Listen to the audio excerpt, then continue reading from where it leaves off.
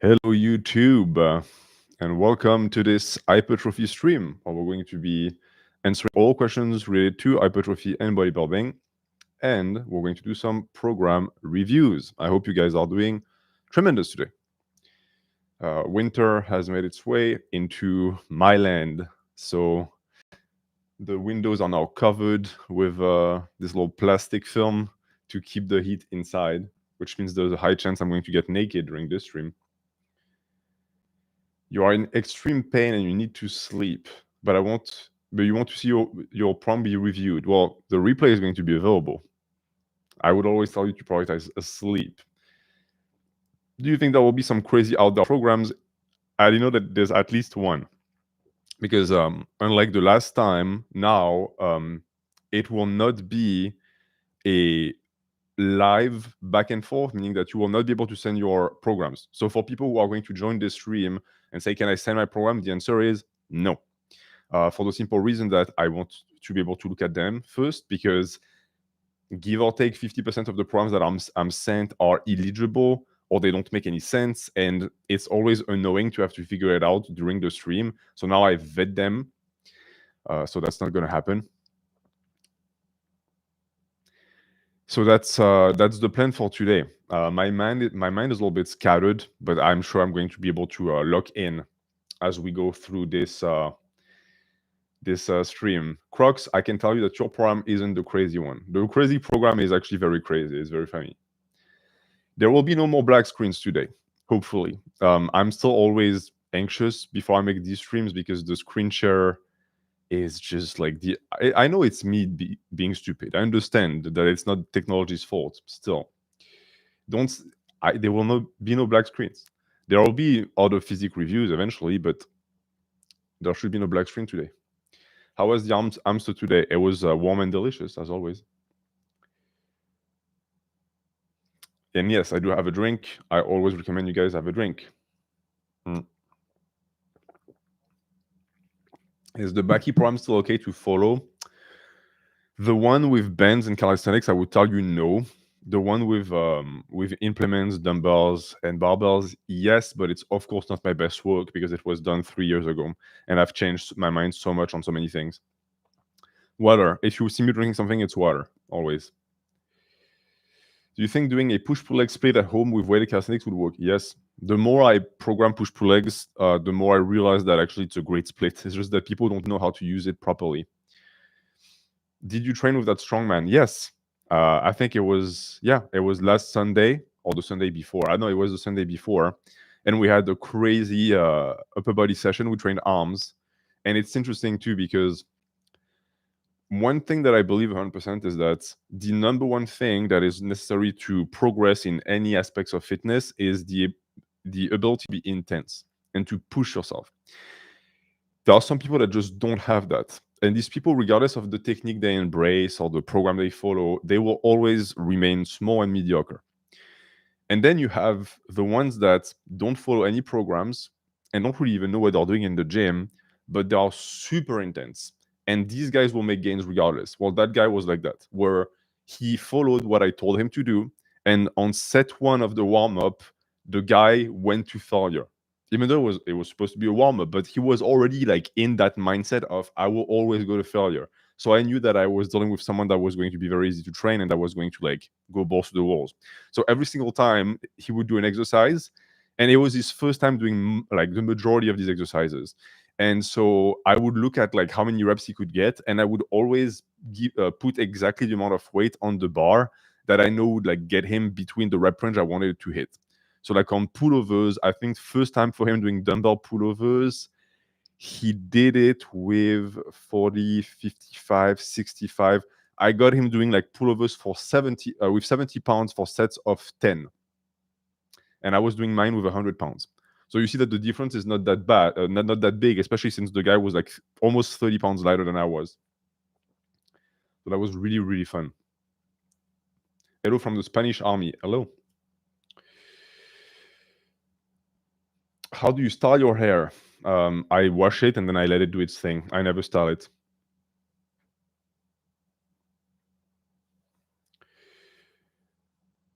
Opinion on doing upright rows with rings by doing ring rows, but lean, take a lot of steps backwards. So it's more of an upright row when weights are unavailable. Really good option. What is your opinion of an Arnold split? I don't like it because way too many exercises for the same muscle group for the same day that is not needed for a natural. If you look at the way Arnold would train chest, he would do 2 different types of inclines, a flat, some bodyweight dips, 2 different types of flies. It's just junk volume galore. You really need one horizontal press, one hybrid like an incline, then an isolation. That's already plenty. How to program push-pull leg with 4 or 5 days over the usual 6. You just cut one of the days off. That's why. That's how. Does the brachialis get worked better with shortened biased movement? I wouldn't say better, but it's an option. Brachialis personally, I like to go for range of motion. What it do, baby boo? It's doing well today. Plan to revamp the hypertrophy series? No, I want to keep it as is. I think it's like a nice little monument on the channel, and I still agree with 99% of what I say in this. It's essentially the basis of my methodology for bodybuilding. Opinion on doing face pulls while sitting in the lat pull-down machine. That's good. That's good. Yeah. You rarely see people do it because the person who popularized face pulls on YouTube did them standing, and so everyone just copies without thinking. Your thoughts on your Kratos program? The Kratos program is still up to par. I wouldn't change anything. Will you show the stone? I will eventually film the bullshit that I do in my backyard, so you will get to see the Hasselhoff stone, which is technically not a stone, it's made of metal. What would you do for quads and hams if your lower back hurts really quick? If you're the guy who sent the program who has lower back problems, I'm going to answer that later. How do you decide on a rep range for an exercise? That's a good question. There are multiple parameters. One, for example, is what type of intensity techniques do I want to apply? If you're going to do drop sets or if you're going to do rest pose, it makes a lot more sense to have more reps. Because if you do rest pose technique with an exercise that you get like 6 reps on, you're not going to get like much additional reps from like the initial ones you'll get. But if you do that with a 10 to 15, you'll find that you can go to failure, actual absolute failure on an exercise where you get 10 reps, rest 15 to 20 seconds, and then you can get another 5 reps.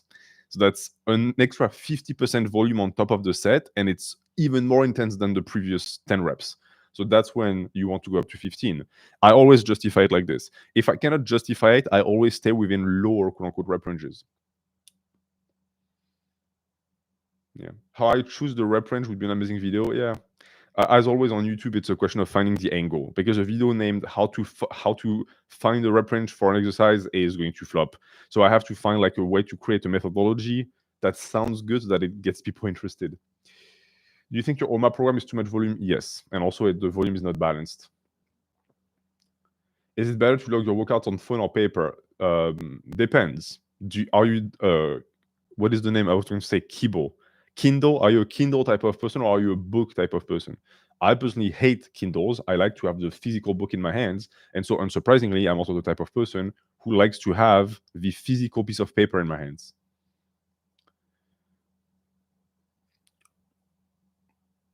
And some people just like to have an Excel sheet because it's easier to modify and to track.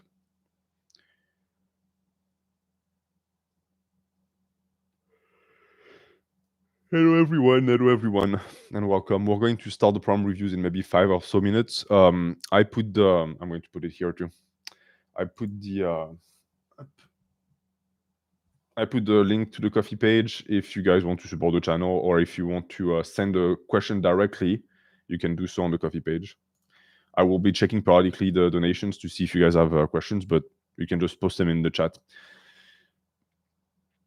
If you and John Jones were locked in a room, who would work out?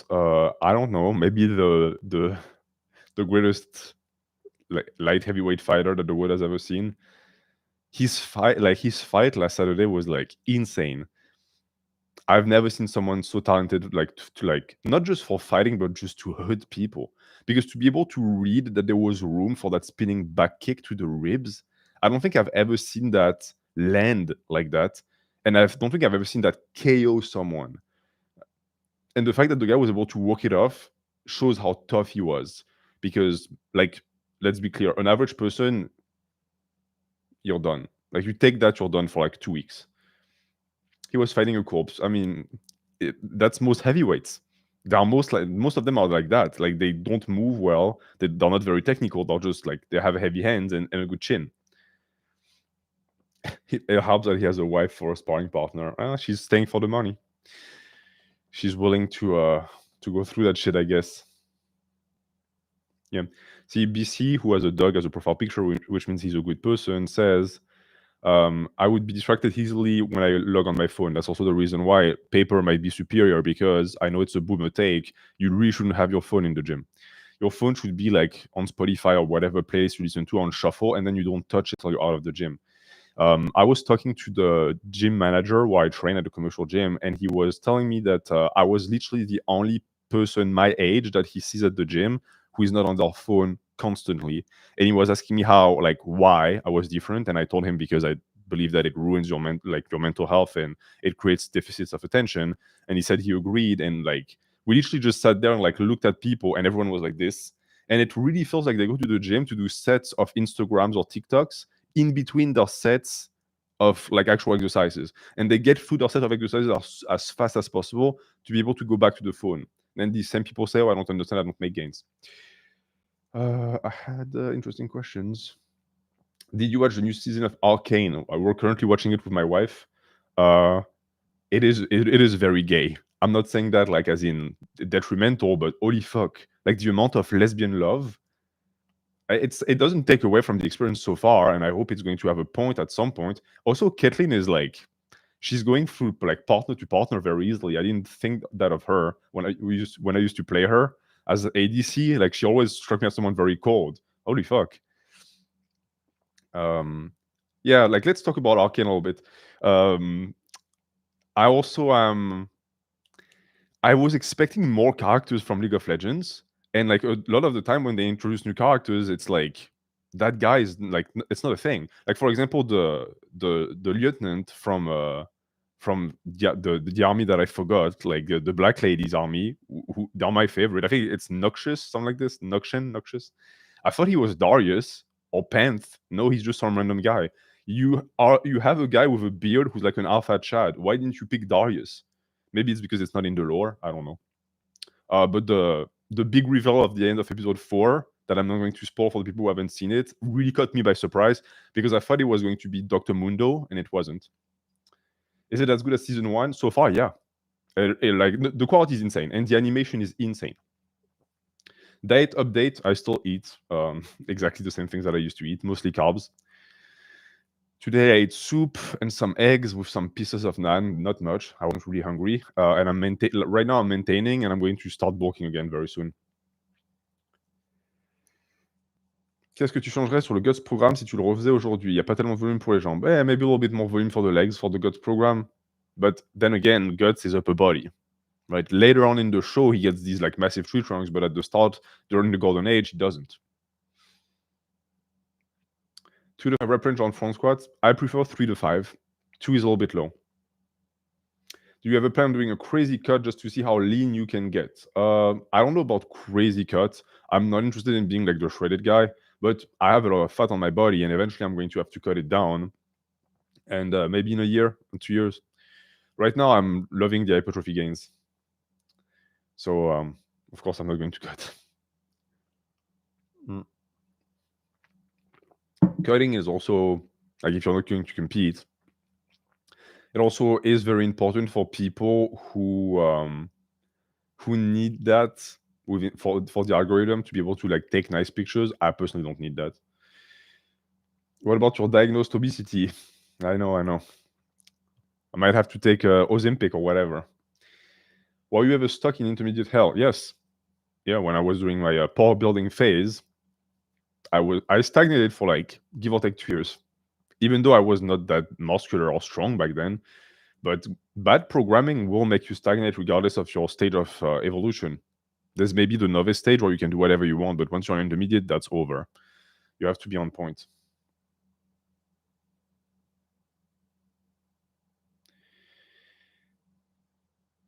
Do you have any recommendation for stuff similar to Arcane in terms of quality?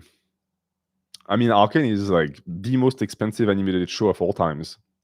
So it's going to be a little bit tough. In terms of quality, like if you like the quality of animation, you can watch Mob Psycho, you can watch Demon Slayer, you can watch Dan Da Dan, that's actually pretty good and very funny too. Do you think that Max Uchida is working too hard right now? He's almost at 220. Well, I don't know the guy, but from what I remember of his pictures, he has a tendency to overbook. That being said, he also has the ability to lose it all, and he doesn't seem to suffer from that. So there are some people who do that, like Alex tends to do that. Alex Leonidas, GVS tends to do that. Although he's changed his views a bit, Jeff Nippard does that. Like if you look at Jeff Nippard now, he's a meatball because he bulks like way too aggressively and he has a bunch of body fat on himself. But apparently he enjoys it. I personally don't because I see no point in that and it tanks my mental health. On ne peut jamais manger trop. Oula, tu me connais pas toi. You mentioned a while ago that you are training shoulders more seriously. Favorite lift at the moment? Smith machine AD press. Incredible to be able to grind, and you can do rest pose, which is always a plus. Single arm military press, just because it's pretty badass. I do them standing, of course, with a very slow negative and controlled. Lateral raise with a cuff, game changer. I've always hated lateral raises. Now I spam them, quote unquote, once a week because they're really good. And dips. I'm all in on dips. I'm trying to like get my weighted dips to 4 plates, 4 sets of 5. But I'm at a point now where it's crazy to say because I'm a weakling, but I will not be able to progress further because the plates in my gym are so big that just with 4 plates on the weighted dips, my legs are already like spread almost to the max. So like, what am I supposed to do? I'm going to have to get thin plates for the commercial gym. And also, I'm certain this is me being dumb, but I maxed out the lat pull down machine in my gym and I didn't max out the stack. It's just that I'm at a point where it's so deep now that I can't extend my arms. If I extend my arm fully to get the stretch of the lat, the stack hits the bottom of it. So I had to get a gym pin just to be able to go above 200 pounds, which doesn't seem right to me. Like, who created these machines? I'm 6 feet. Why can't I use your machine? And I'm using the seat on the lowest setting and I can't extend my arms. I don't get it.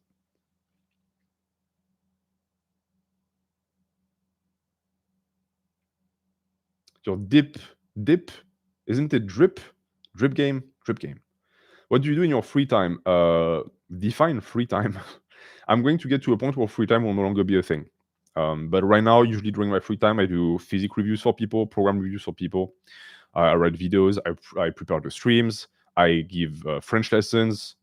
I teach people. That's going to be my thing. I don't really want to work for a company anymore. I'm done with that. Yeah, Walter, who is 6'6", cannot use machines. But see, 6'6", you're way taller than the average. I don't understand how me, who is barely above average, cannot use a machine. Like, do they make the machines for guys who are like 5'10" and not above? What do you normally make for lunch? Lunch for me is always roughly the same. Either like tuna and like salmon mixed with tomato sauce and naan.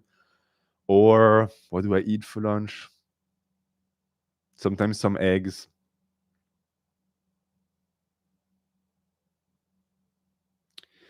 You say 4 plates for dips is impressive. I think it's impressive for bodybuilders, which really means weak. Like I do RDLs with 450 pounds for sets of 10. That's impressive, but in reality, for my body weight, it's weak. Do you think you can get unhealthy big as a natural? Yes, if you get fat enough. But if it's just muscle, no. Like realistically, if I were to get lean at between 190 and like 195, and that's not that big, to be like 220 lean, I don't think it's possible for me. For some people, maybe. You've tried the salmon with lemon. The fact that there used to exist people who used to eat smoked salmon without lemon just fascinates me. Tuna consumption, but what about mercury? If you consume it twice a week and not more, and in small quantities, it should be okay. How do we submit a program for review? Super chat. No, you cannot submit a program. I have the list of everyone who sent me their program yesterday when I opened the community page. So these are the programs we're going to be reviewing right now. If you want to have a written review for your program, that's perfectly fine. You can send it on the Coffee page by donating $5 or pledging a membership. That's available for 100% of people. But for the review, you have to have sent it yesterday so that I could prepare. Also, on the other side, I have a grocery list: eggs, tuna, garlic, Indian chicken, tofu, and angel hair pasta. Very important. I have to keep that. Okay. Well, we are 20 minutes in, and we're going to start the program review. How long do you want to live? As long as I can live healthily and happily. The second I get sick and my life goes to shit, I'm done. Alex wants to live to 100. Well, he's Greek, so he has a very strong chance. Greek people live very, very old. Yes, I'm going to be sharing my screen. As always, it's going to be a complete fiasco. So, take it in strides. We're going to try right now, where I'm going to go into the Coffee page. And the first person we're going to review is called Jumbo Jumbo, who ghosted me. He left me on read. That's not very nice. Jumbo Jumbo. It's okay. It's okay. I won't cry. Okay, so Jumbo Jumbo.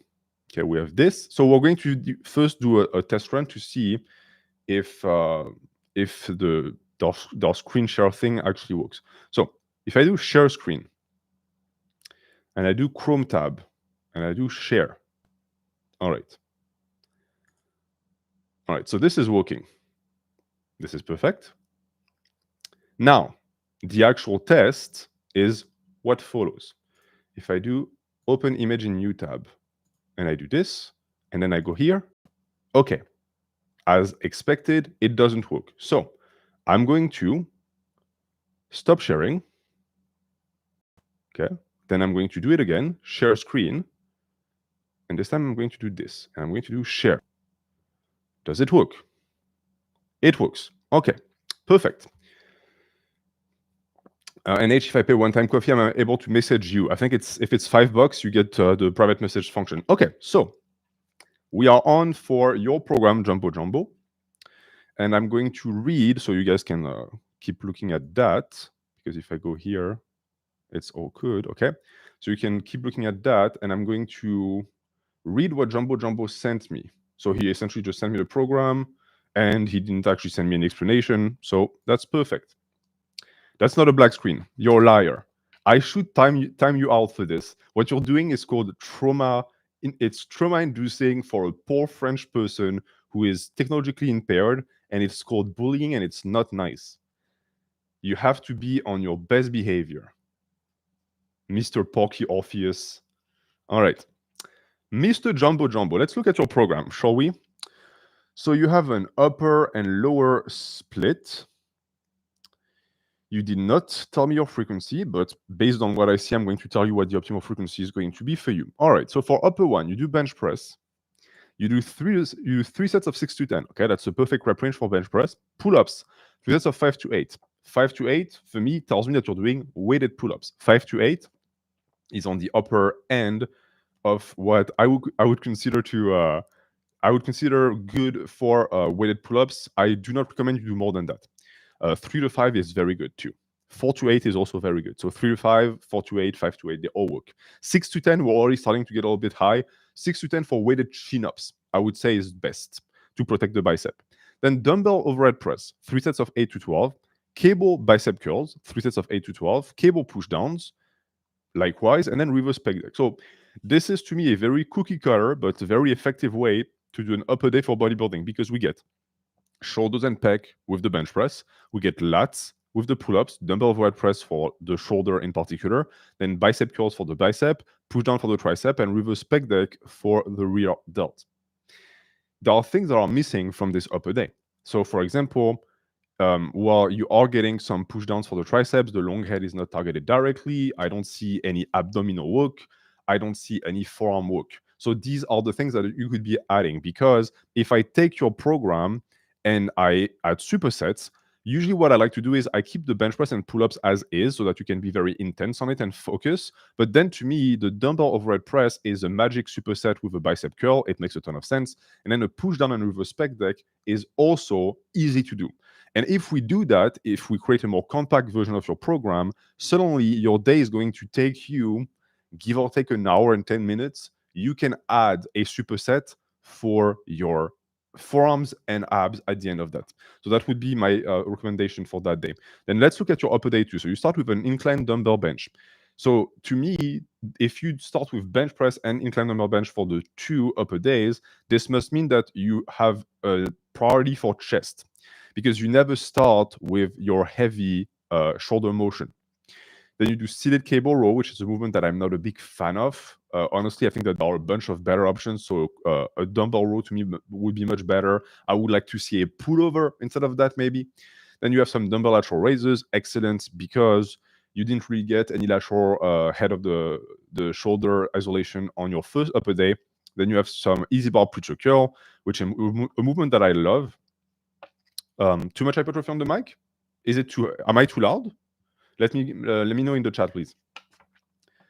With the easy bar preacher curl, please don't ego lift. I keep seeing people with 25-pound plates that they didn't earn, 35-pound plates they didn't earn. This is way too much. Then you have overhead tricep extension, so the long head is hit then, and then the pec deck. So the pec deck is going to be for more chest. I think this is a good day. What I like here is that there is a balance, right? It's minimalism, but it's not bad minimalism, because we don't end up with like a laundry list, a grocery list of movements for chest. Here you get incline dumbbell bench and pec deck, and I think that's plenty. But this to me must mean that the frequency is high. So between upper 1 and upper 2, you can have between 72 and like 90 hours of rest, but you don't need more. So upper 1 and upper 2 should be hit within 2 or 3 days of one another.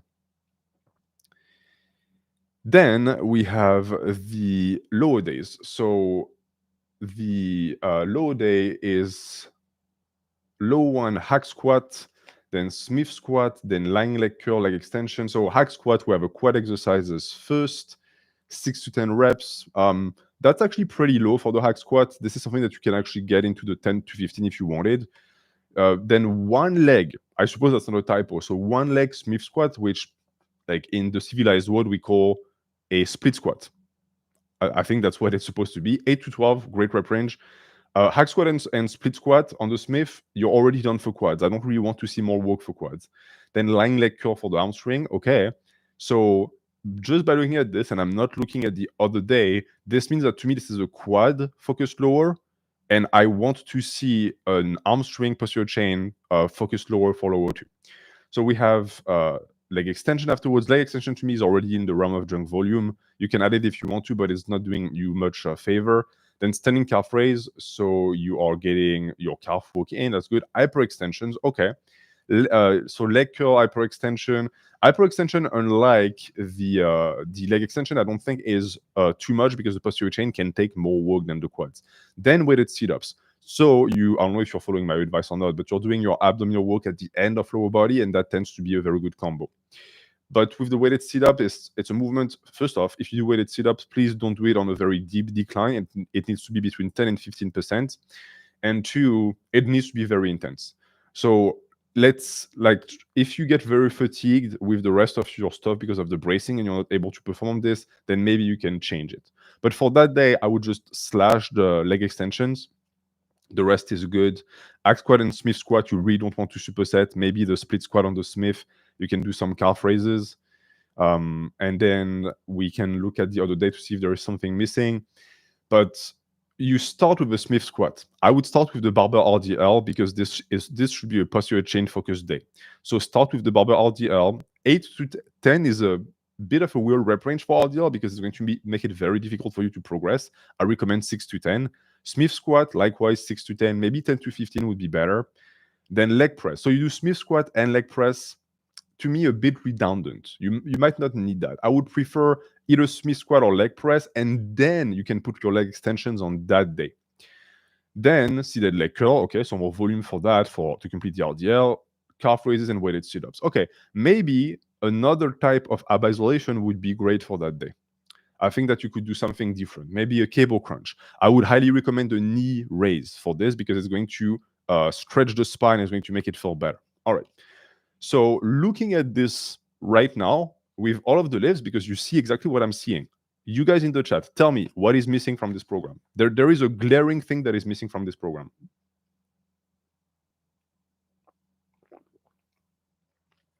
Yes, side quests, as he said it, back. The back volume, just looking at it, the guy gets 3 sets of pull-ups, and he gets 3 sets of seated cable row, and that's the amount of volume he gets for the week for back. This is someone who is going to end up with a weak back because there's not enough work. So how do we fix this? Just looking at the split. Well, there are 2 ways to fix it. My immediate way would be focus on lat development on upper day and trap development on lower day. Or you're going to put stuff like croc rows, like power shrugs on your lower day. And then for the upper one, you're going to do, so your weighted pull-ups, that's good. But I would like to do something like a pullover, like I said previously, like a dumbbell row. More volume, more volume. Your days are very small, they're very minimal. You can add an extra back isolation or 2. You can add an extra forearm isolation or 2. I also don't see any neck. You're not training your neck. Adding an extra exercise for the neck on lower one and another one for lower day would, I think, make a big difference. So that is my review of your program, Jumbo Jumbo. It's not a bad program, but you're typically the type of person who can add more. Upper lower is a program that usually allows you to add more. It's made for people who want to accumulate a lot of volume for a specific part of the body. All right. So that was for our friend Jumbo Jumbo. And I should have grabbed a pen. I think there's a pen over there.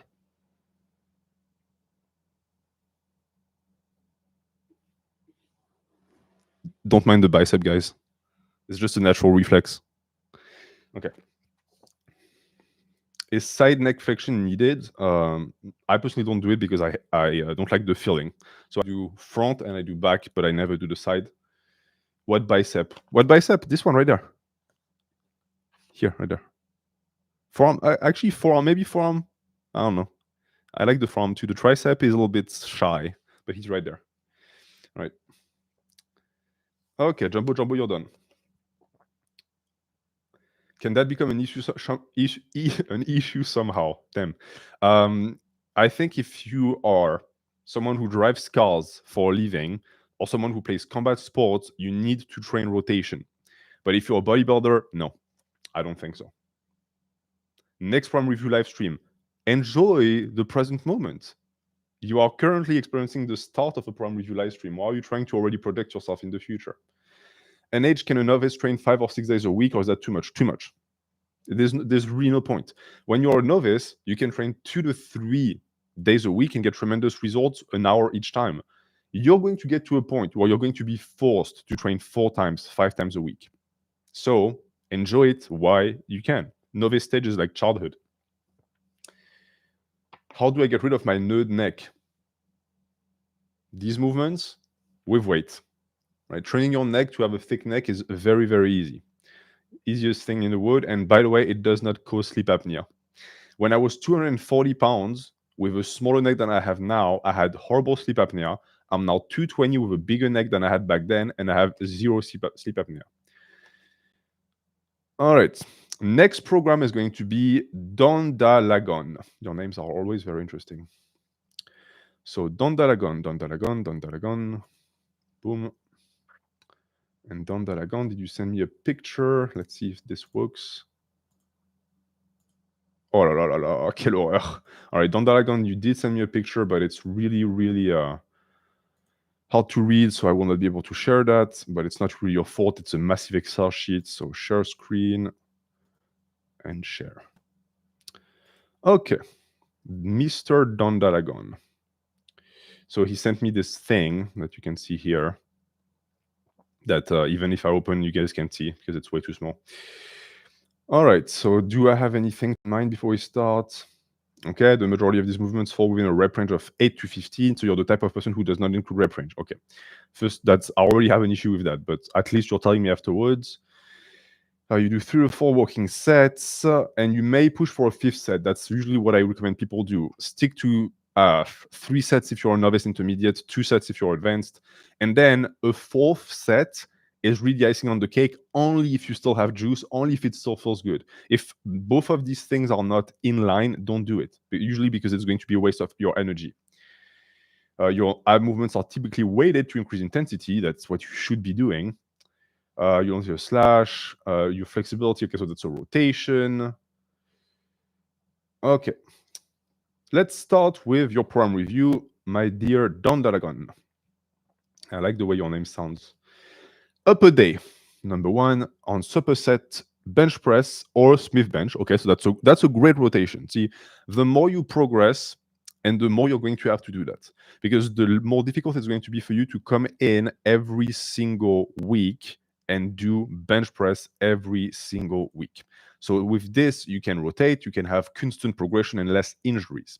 It's the same movement pattern, and most likely the same rep range should be used, but you're not going to be using the same weight, and the angle and the weight hits the muscle and the joint is going to be different. Then easy bar, bicep curl, and spider curl. So that's a tremendous superset. You see, very simple. Bench press and then curls. And the good thing too is that you're not technically an asshole, because yeah, you're taking two pieces of equipment, but one of them is like a little dumbbell, so it doesn't really matter. Although I guess if you do spider curl on the incline bench, unless you use the incline bench for your bench press, you are an asshole, because you take two benches. Don't do that. Then supersets, hammer strength chest fly. Okay, so you have a big horizontal press, and then you have a fly variation. That's great. I would have loved to see your rep ranges, because I understand that you'd be between 8 and 15, but that's a wide range. Like, a movement could be a 6 to 10 or an 8 to 10 or 10 to 15, and it's completely different. And then you do overhead rope and tricep push down. Okay, usually I would say that you would not want to do that, but since if you do your chest fly properly, the tricep should not be involved at all, that works. Then you have another superset, standing overhead press or shoulder machine. All right, I would already tell you to take that superset and put it here. Put it right after you're done with your first superset. That way, you give your chest more, okay, I don't know why I did that. You give your chest more time to recuperate before you do your first isolation for the chest. So your standing overhead press should go there. And then your leg raises. You'll see that the performance for the shoulder is not going to be diminished. Then leg raises or decline sit-ups. I know that I used to program leg raises a lot. I've since changed my mind. Every time you see a leg raise in my programs, it's a knee raise now. And you do it with weight, with a dumbbell in between your feet. All right? And that's your first day. That's a lot of people would look at this and say that's not enough, but that's 6 exercises. The only issue being that you're not training back. Right? There's no back volume here. So I want to see back volume somewhere else. Let's see. Lower body 1, hack squat and cable crunch hanging leg raises. All right. That superset is tough, but it's much easier than if you did like barbell squats, because the hack squat does not recruit the core as much. So this is okay. This already means that you train abs every single time you train. It's something that I've recommended in the past, and that works. But if you do that, stick to 2 to 3 sets. Don't do more than that, because you're going to end up doing too much. Then superset hyperextensions and seated calf raises. Okay, very good. Big quad movement, big posterior chain movement. I'm going to plug the laptop before it dies.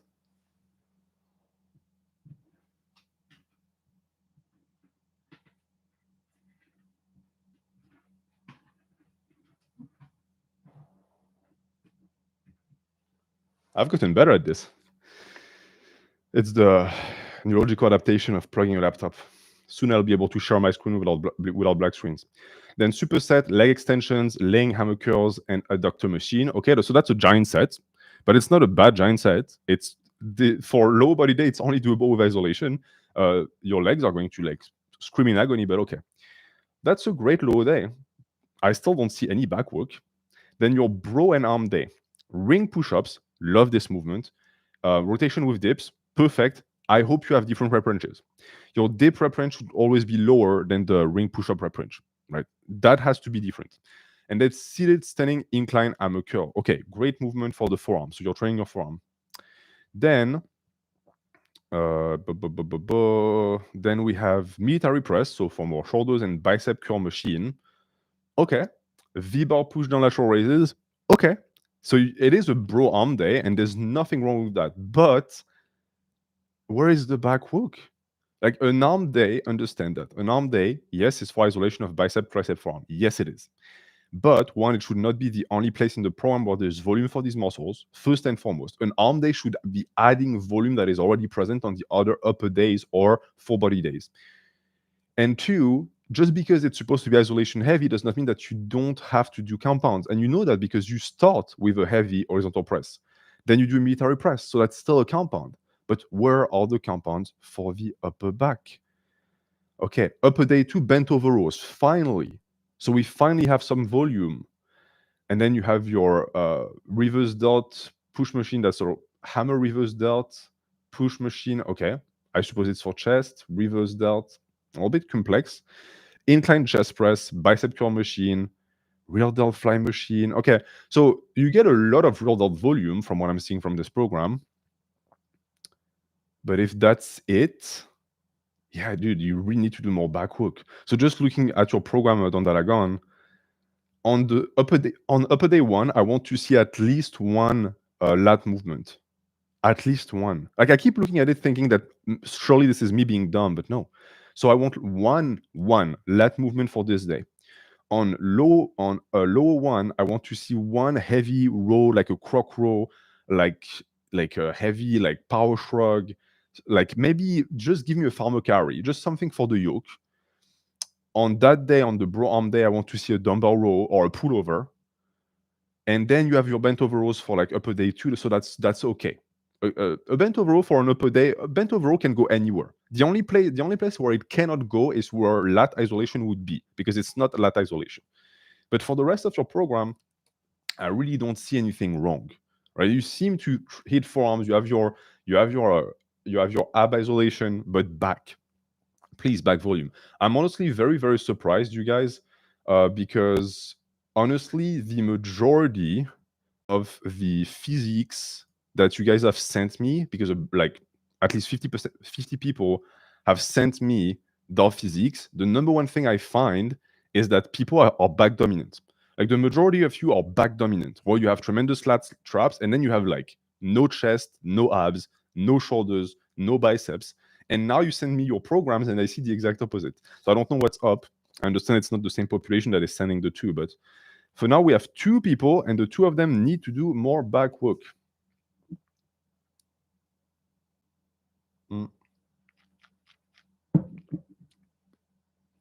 But we can't send physics for the next stream yet, correct? If you send me your physique right now, you're going to get a written review. You will not appear on screen. Back is fun as fuck to train. I agree. For me, if I show up to the gym and I don't train back, have I really even been to the gym? That's a philosophical question that one must ask. I hit back literally every time I train, unless I'm doing legs. So I hit back at the bare minimum 3 times a week. And you should do at least that, because it's such a strong and endurance muscle group. Just don't make the mistake of doing a back day where you put all of your fucking volume on one day in the week. You should train your back frequently and hard with a lot of volume. All right. Croc rows are like incredibly underrated. Incredibly underrated. I think it's because they're not strict, so people avoid them, but they're just for traps and just upper back volume and width. They're just like unmatched, and they're so safe. That's the beauty of back too. Back is legs without the risk of injury, because unless you're a complete moron, you can really push yourself and never hurt yourself. All right, next we have Austin Cox, who I remember is using a profile picture with Goku doing push-ups. And it actually helped me a lot when you guys use profile pictures on Coffee, because that way I can remember who you are. Because I have a gazillion people who are called Austin, but I only have one Austin who is using Goku doing push-ups. Alors, parfait. Hop. Share screen. Coffee. Share. Alors, maintenant je check toujours pour voir s'il n'y a pas de black screen. Très bien. Alors, Austin qui me dit details that may be useful for review. I'm 29, 6 feet, around 215. Okay, so you're a big boy. And you say you're 15% body fat, so you have a lot of muscle on your frame. Goal physique is guts from Berserk, which my main goal being to bring up my arms, shoulders, and back. Okay, when you guys send me a program, that's super helpful. When you tell me which muscles you want to bring up, because that's why I can keep an eye on your volume and tell you, okay, you're actually in line with what you need to have, or oh, you need to modify your program. My current split: weighted dip, 3 sets of 6 to 10. Okay, great rep range, a bit high in my opinion, but some people are a bit anxious around weighted dips. And if you are anxious about weighted dips, 2 solutions, you do them 1 posed, and 2 you do them with a higher rep range. And then dumbbell row. That is a great superset. It's a bit fatiguing. So this is typically the type of superset where I would tell you, take your time in between the 2 exercises. It's fine to take 1 minute. I understand it's not technically like exactly a superset, but it still saves you a bunch of time. And 2, take between 3 and 4 minutes in between the supersets to really rest and recover. Because these 2 movements, I want you to do them super intense. 8 to 12 is a beautiful rep range for a dumbbell row. Standing behind the neck press. Okay, great. So you got your technical and horizontal press with the dip. Then you do a standing behind the neck press, a great movement. If you have the mobility and the flexibility, you should, of course, always, in a sense, warm up to the movement by doing it light first. Then dumbbell bicep curl. Okay, so big compound for the shoulders and then bicep isolation. That's tremendous. Lat pull down, 10 to 15. Okay, usually you're going to very quickly find that once you get to a point where you can do body weight reps with lat pull downs, you're going to have to do more and more reps because it's just stops being feasible. Then cable crunch, excellent superset here. And the volume, I think the rep range for both is really good. For cable crunch, you don't want to be the guy who moves the entire stack for like 5 like trembly reps. That really doesn't do much. You want to control the negative. And then tricep rope extensions, 10 to 15, perfect for the triceps, and Arnold raises. So you're getting a lot of volume for the shoulders, weighted dips, standing behind the neck press. But I would say that it's nice and balanced because the weighted dip grows the totality of the shoulder, but mostly the front delt. Standing behind the neck press, most will say side delt, and then Arnold raises, mostly side delt and rear delt. So excellent, and this is a giant set. Then you do reverse twist curls. You did not give me a rep range for reverse twist curls. 10 to 20, 15 to 20 is usually excellent. Looking at that first day, that's something that I could program myself, right? It's not excessive. You don't do a gazillion movements. Maybe there are a little bit too little volume for chest, but you indicated that you want to focus on your shoulders. And that to me is the sign that I'm not going to have to correct anything because you are doing a shit ton for your shoulders, a lot for your arms. And then for back, you get dumbbell rows in there and lat pull down. So that's a lot of volume for back. Day 2, lower 1, back squat, 3 by 6 to 10, or SSB squat. I like the fact that you have different rep ranges for the 2. Then standing weighted calf raises. Barbell row, Bold Omniman strict style. So if you guys don't know it, Bold Omniman, the way he does his barbell rows is it's like a mix of a pendlay row and a barbell row where his back is not horizontal with the floor. He's much more vertical, which is better. But he does not, like he's not so high, his hips are not so high that the weight floats. He resets the rep at the bottom. So in a sense, you could also call that a deadlift row. It's a movement that I personally do not like, but I still think it has a lot of value if your goal is to hit the posterior chain and the upper back in totality. 3 sets, and of course you should control the negative. Just because you're resetting the weight does not mean that the negative should not be controlled. But if you do it properly, I guess you're doing it like that way. 6 to 10 is a little bit low on the rep range, but if you are used to it, it's fine. I would always recommend 8 to 12. Then lying hamstring curl. So in a sense, you're doing 2 posterior chain movement back to back. That might be something that you want to see if maybe it hinders performance. You could also say that you're using the barbell row as a way to pre-fatigue the hamstrings. Then Bulgarian split squat, 3 sets of 8 to 12. Doing Bulgarian split squats after belt squats or SSB squats is ballsy, to say the least. By the way, I said high bar squat, I think, when I saw belt squat. 6 to 10 for belt squat is a bit low. Try 10 to 15. But okay, if you have the juice and the energy and the will to live, to do split squats after all of that, okay, sure. Then neck curls and then wrist curls. So this is another giant set. And you are doing forearm isolation back to back on upper 1 and lower 1. That's fine. It's a different type of forearm isolation. One is going to be for the inside of the forearm. This one is going to be more for the back of the forearm. I'm fine with that. The forearm recovers fast enough.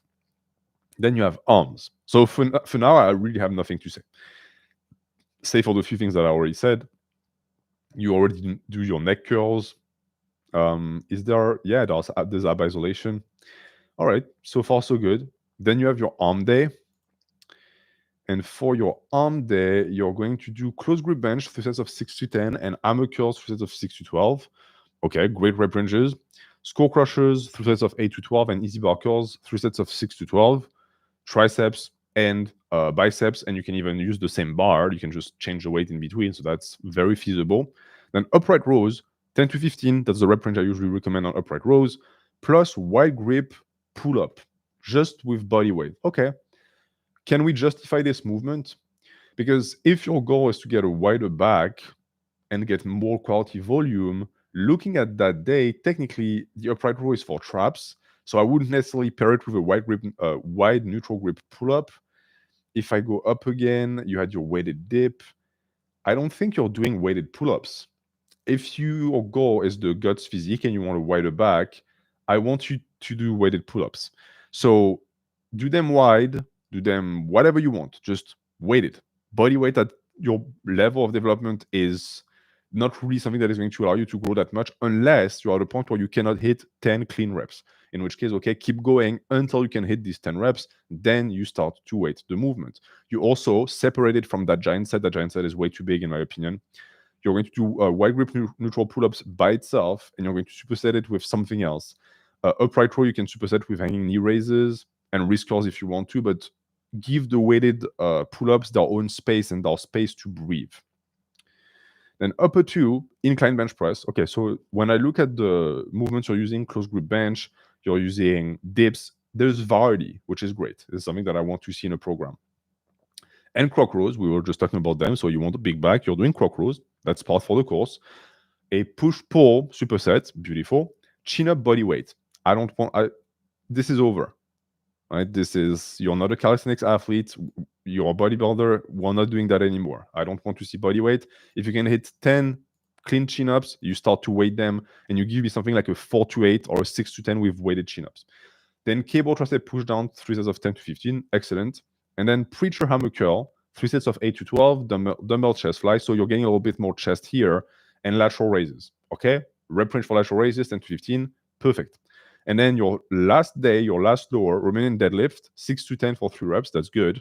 Your calf raises, weighted chin up. Okay, so your weighted chin ups are here. You cannot really justify the existence of weighted chin ups here. So find another back exercise that's there. Looking back at what you are doing, you can do these high pulls if you have the machine in your gym. I think that this would be like a better replacement for that. Maybe even pullovers. I did not see pullovers in your program. That's a prime spot for a pullover because a croc row is an horizontal pull and a pullover is technically a vertical pull. So with the chin-ups, neck extensions, and then split squats again.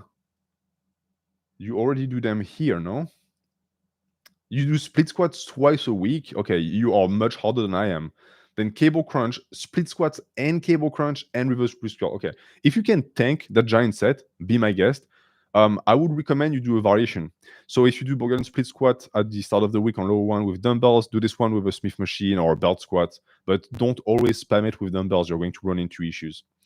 But so far, that's a good program because again, if we go back to Austin's mission statement, he says, I want a bigger back. You get plenty of back volume, and I would tell you to keep an eye on that. But since you don't get so much volume per day, you should be able to recover. You do plenty of arm isolation, so that's great. And you get plenty of shoulder work. So this is a good program. See, I like to have programs like this because this shows that there are plenty of people who know how to program for themselves, but there's not much content because I cannot really tell you all that you're doing things wrong.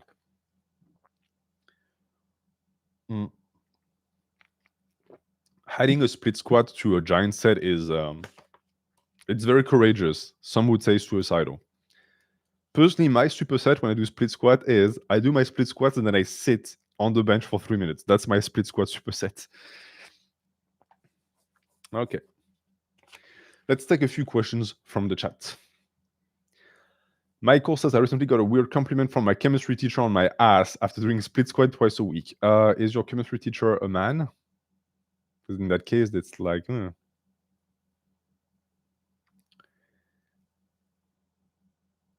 I have scapular winging my whole life, and I found that push-ups and overhead press are the only pressing movements I can do. Is this good enough for chest and shoulders? It's going to have to be, if it's the only thing you can do. Make the best of what you have. Don't start to think about the things that you could be doing. You can't do them, so focus on that.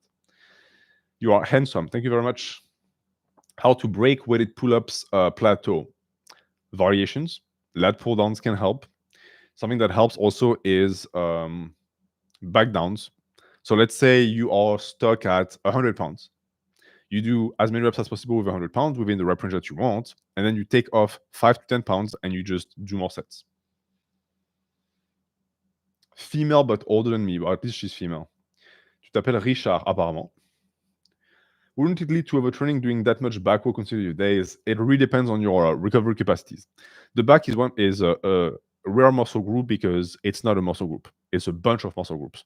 And so if you do it intelligently enough, you can have upper, lower, where you train back every single day, but you train different aspects of the back. Is bulking a must for novice intermediate to make gains? I'm not making progress as a weak lifter. No. Bulking is not needed. It works, but it's not needed. It just facilitates progression. But if you're not making progression at that body fat on a bulk, there's another issue. But you could be making progress without a bulk. How to find a good spot to fit cardio? For me, cardio is at the end of the training day. Or on a day where you don't train, or separate part of the day. So you can do cardio in the morning and then train in the evening. You can do training in the evening and then end with cardio. But what you shouldn't do is start with like cardio and then train, because your cardio should be intense and it's going to impair your ability to actually perform. Views on rep range variation for bodybuilding. My variation is 3 to 20, with the majority of my sets being between 6 to 12. You have the odd 3 to 5 and the 15 to 20, but the majority of it is 6 to 12. Do you submit physique now or wait? You wait. If you submit your physique now, you're going to get a written review. Once I open the community page for the physiques, you're going to send it. I'm going to do 2 physique reviews in December as a Christmas gift, because I have so many people who want to send their physiques. Keeping in mind also that unless I die, which I hope doesn't happen, the streams are going to continue. So you're going to keep getting opportunities every single month to send me stuff. And I'm going to start introducing a bunch of new streams as well. So you're going to also start being able to send your dream physique to me, be it fictional or even invented, even a drawing that you made. And we're going to do a workshop live where I'm going to create the programs live in front of you guys during the stream. And H, do you bring your neck harness to the gym? No, I train neck at home. Specifically at home. I haven't seen a single person train neck in the gym, not once.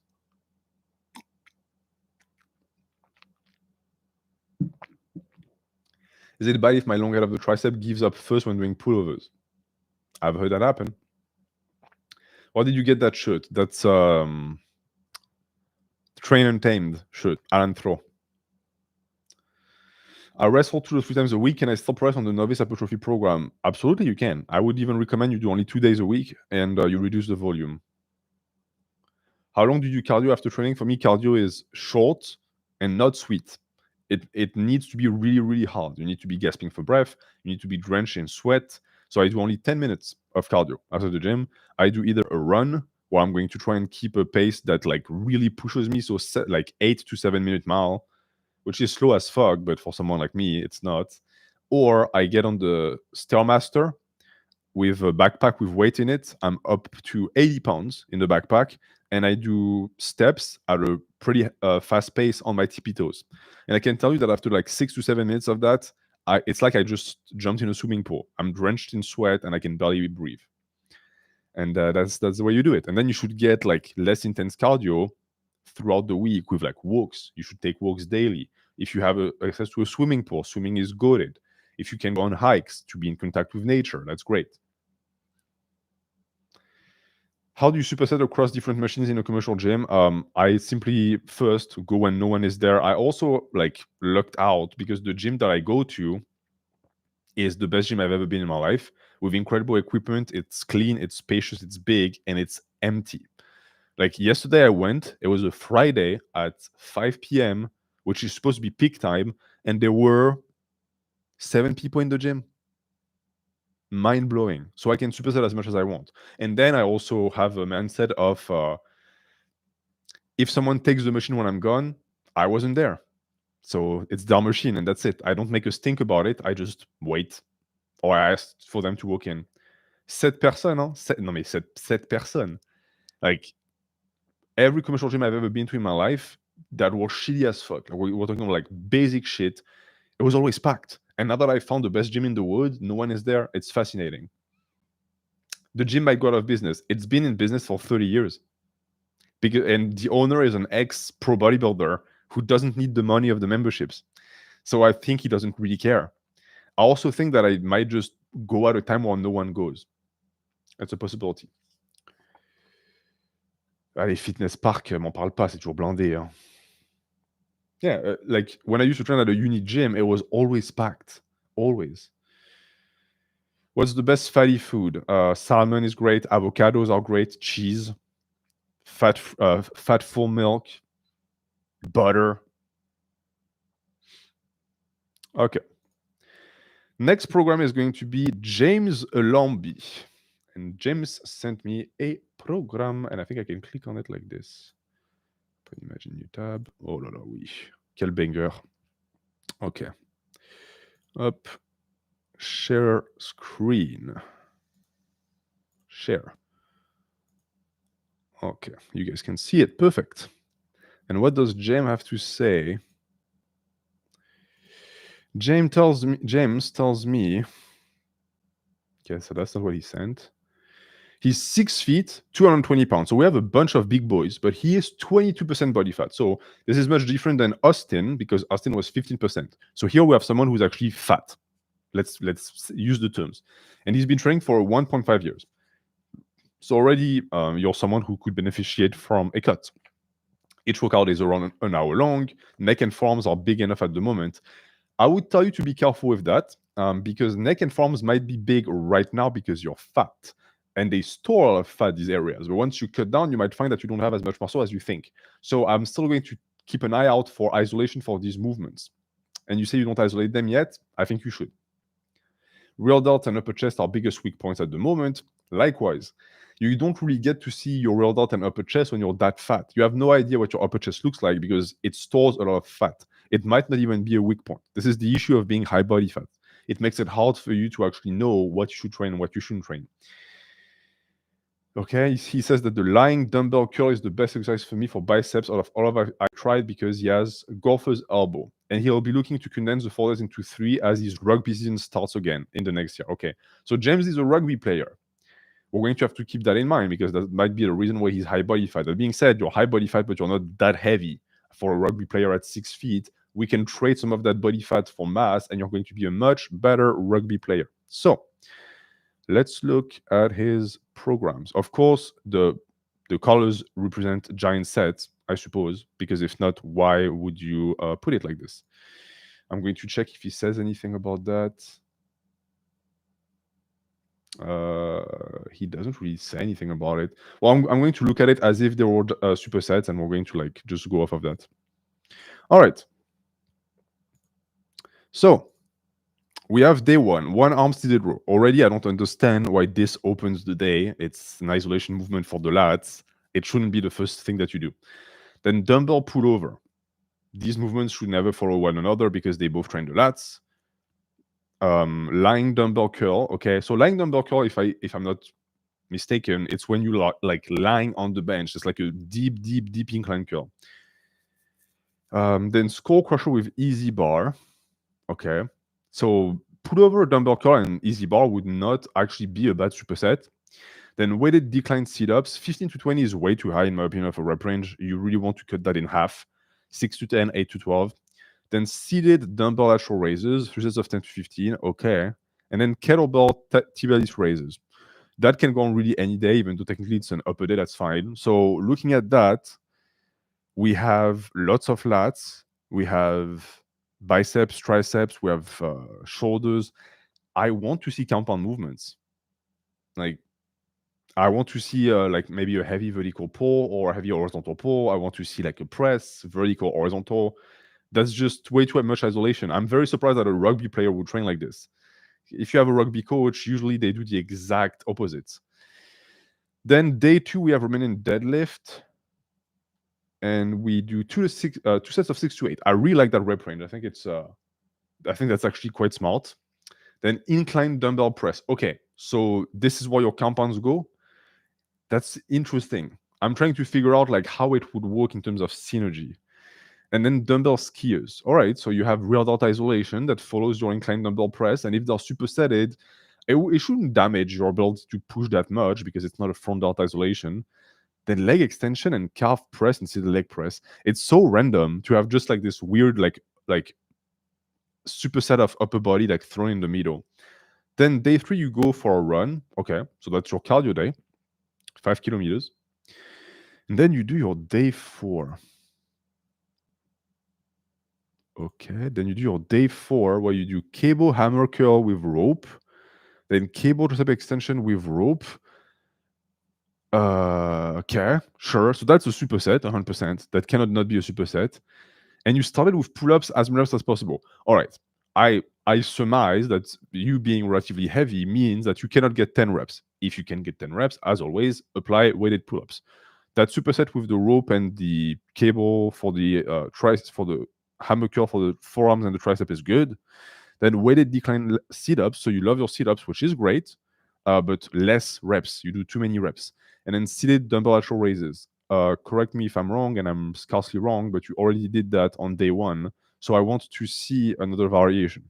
There is no justification of doing the same exact lateral raise twice a week. Then shrug with a trap bar. Great movement, underrated, good for rugby, 10 to 15. Then kettlebell tibialis raise. So you have been converted to the school of training your tibialis, okay? And then barbell squat, 2 sets of 6 to 8. So if there is one thing about this program that I like and that makes a lot of sense, is that he does very little volume for lower body compounds, and that to me is what you want as a rugby player, because most of the volume you'll get from training rugby will be lower body volume. So you really don't want to do a gazillion reps of squats or deadlifts. He understands that. He does much more volume for the upper body, which is what I want to see. The issue is that the type of volume he gets for the upper body is mostly isolation, and I would just do compounds instead. More compounds. But dumbbell chest fly, lying leg raise on the bench, seated leg curl, reverse fly, calf press. Okay. You need to do more compounds. That's really what I want to see. So if I go into your program giving you like a bit of a pointer, on day 1, replace the one arm seated row by a heavy dumbbell row. Then you can follow that up with a heavy vertical horizontal press. If we look at the volume that you get for the day, you get lateral raise. So maybe something for the chest would be better. And then for your day 4, if I look, day 4, okay, since day 5 is the one that apparently you train the chest on, maybe on this one you can have a heavy overhead press lift. You can keep your isolation if you want to, but the isolation is the icing on the cake. It should be something that complements the compounds. It should never replace it. I'm not going to recommend that much on the outdoor run because that's your cardio for rugby, I guess.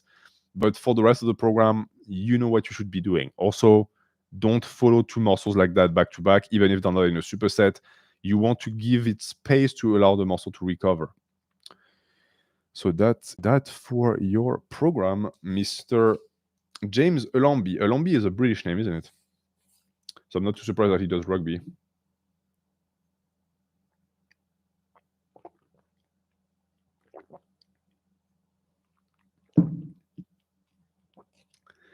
Yeah. We have a bunch of very interesting comments in the chat. Someone who says, do some deadlifts and squats and stop pretending like a quarter squat with a bar in your hands is doing something. Are you stuck in 2016, perchance? Because I don't know a single person who still does above the knee rack pulls. Okay. Next program is going to be Connor. Connor. Connor. Est-ce que je peux cliquer là-dessus? Ça m'a pas l'air d'être faisable. Hein. Ah, quoique, si, ça va. Oh là là, incroyable. Wait. He gives me the weight and everything. Okay, let's try that. Let's try that. Share screen. Boom. It's always funny to see the way people track their programs. It really reveals a lot about your personality. Just the way it's organized. I like the little details on the side. Keep ass level, widen grip. All right, so Connor tells me Hello NH, here's my current program. The basis for the training strategy is adding 1 rep for each exercise per week. Okay. I won't really say that's a strategy. That's more like a goal that you hope is going to work. The left column is what I did at that weight last week, and the right column is a log for the current week. Push downs on Thursday are tricep push downs with the rope. CC raises are ab raises and capstan chair. Every 2 to 3 lines are supersetted with each other unless a piece of equipment is being used. I've been seeing very good results from this program and exercise selection. Okay. So let's see. Yeah, we can see pretty well what he's doing. All right. So on Monday, he does flat dumbbell bench, 5 to 10. And he's counting the reps that he got last time, which is always good to have in mind because that's how you use evolving rep ranges.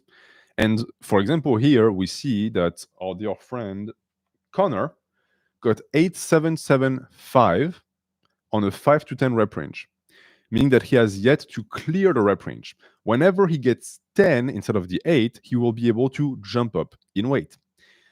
Usually, next week he should get 9, 8, 7, 6 or 9, 7, 7, 6. That's usually what you can expect. And then maybe 9, 8, 8, 7, and then 10. And then he will go up.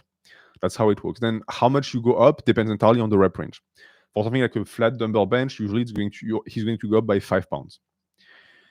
Pullovers, 3 sets, rep range 20 to 12 to 20, way too high.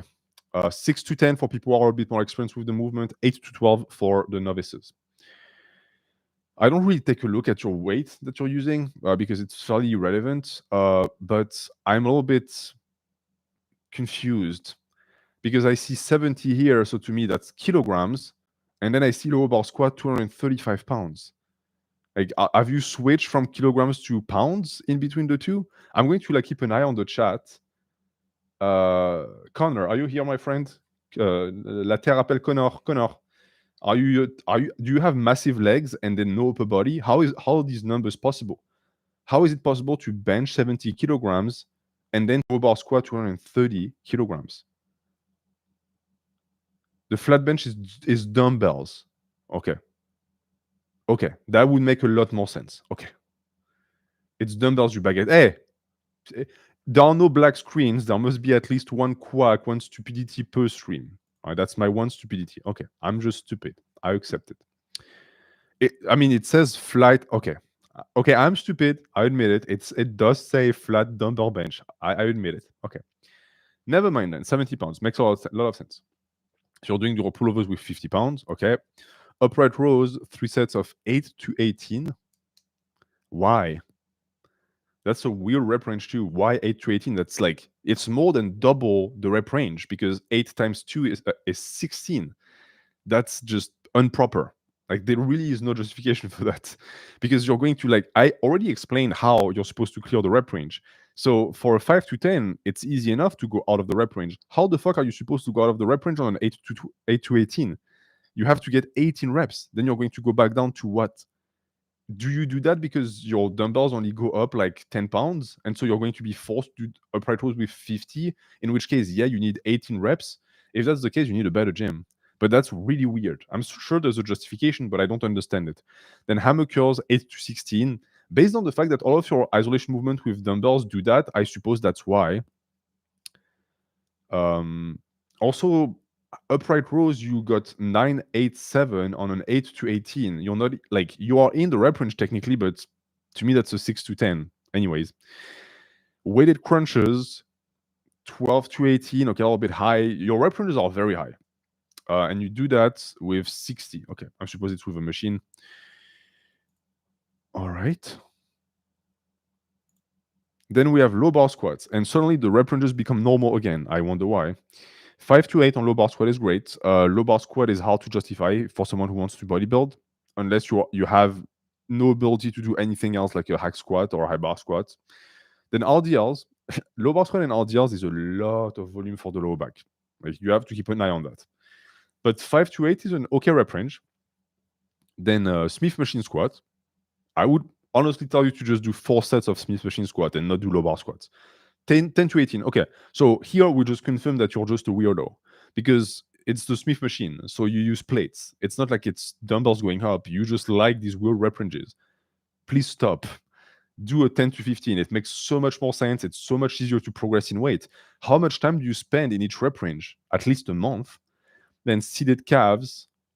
Because, like, let's be also clear, you don't use much weight for these exercises. Like, you are at like the novice stage, so these rep ranges are not justified. You're literally just creating plateaus for yourself. Then seated calves, 8 to 16, that's okay for calves. Then Thursday, we have pull-ups, 10 to 20, and you can already get 17, 14, 11, 13. Like, just look at these numbers. You got 17, 14, 11, 13, 11, 10. Like, at this point, you're just doing pull-ups for the sake of seeing how much pull-ups you can do, or like replacing the vent machine in your gym because it's broken. Do weighted pull-ups and reduce your rep range. Standing overhead press 8 to 12. So suddenly the standing overhead press is normal for some reason. Then barbell curls 8 to 16. Again, that's double the rep range. You don't want that. Seated face pulls 12 to 18. Push downs 12 to 18. All right. Same logic here. The rep ranges are freaking me out so much. I'm not even looking at the muscles you're training. But you seem to be getting what you should be getting because you get shoulder compounds, shoulder isolation, shoulder compounds. You get your like upright rows isolation for the shoulders, for the traps. You get forearm isolation, barbell isolation, tricep isolation. You get your abs. So like the exercise selection, as you said in your message, is solid. The rep range you apply to it isn't. Friday, you do dumbbell incline, 8 to 12, so that's normal again for some reason. Decline BD curl, okay. Then overhead tricep, CC raiser, so that's the ab that you told me about, and then Penlay rows, not Penlay rows, Penlay rows. And for some reason, the Penlay rows are 610, so they're normal too. Don't do Penlay rows, not a good movement for hypertrophy. I would recommend something else. A dumbbell row would be much better here for the lats. But looking at your volume and the way the frequency is articulated, you get your chest volume on the Monday, and then on the Friday with a dumbbell incline, you don't get much chest volume at all. And the issue is that you're doing it on Friday and then Monday. It would make much more sense to have your chest volume on Thursday, in my opinion. And then you could have your standing, and you could also have one more compound movement for the shoulders. I think it would be good. The pull-ups, once you do weighted pull-ups and you replace the Penlay row, you'll have upright row, pullovers. So you have pullovers, weighted pull-ups, dumbbell rows. You're going to be set for upper back volume. That's good. Your lower body volume is good. I wouldn't do anything else. I also suppose because you only really train lower body once a week that you are lower body dominant. That's what I see from this program. If you want to correct an upper body weakness, this is how you're supposed to train. If you are not that, then there is an issue and you need to train lower body more than once a week. But you have a bigger issue with your in my not so humble opinion. So that's what you should be focusing on. That was for Connor. And I just caught you farting in the chat again. So unfortunately, that's gel for you. 30-minute gel. And we're going to hydrate.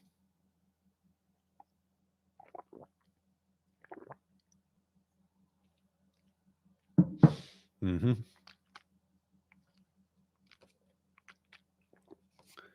All right. Next program up is going to be Gura Lager.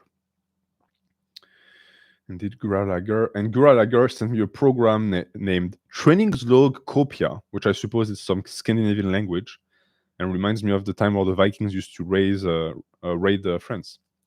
I'm triggered. All right, let's see. Boom. Share screen. Share. Splendid.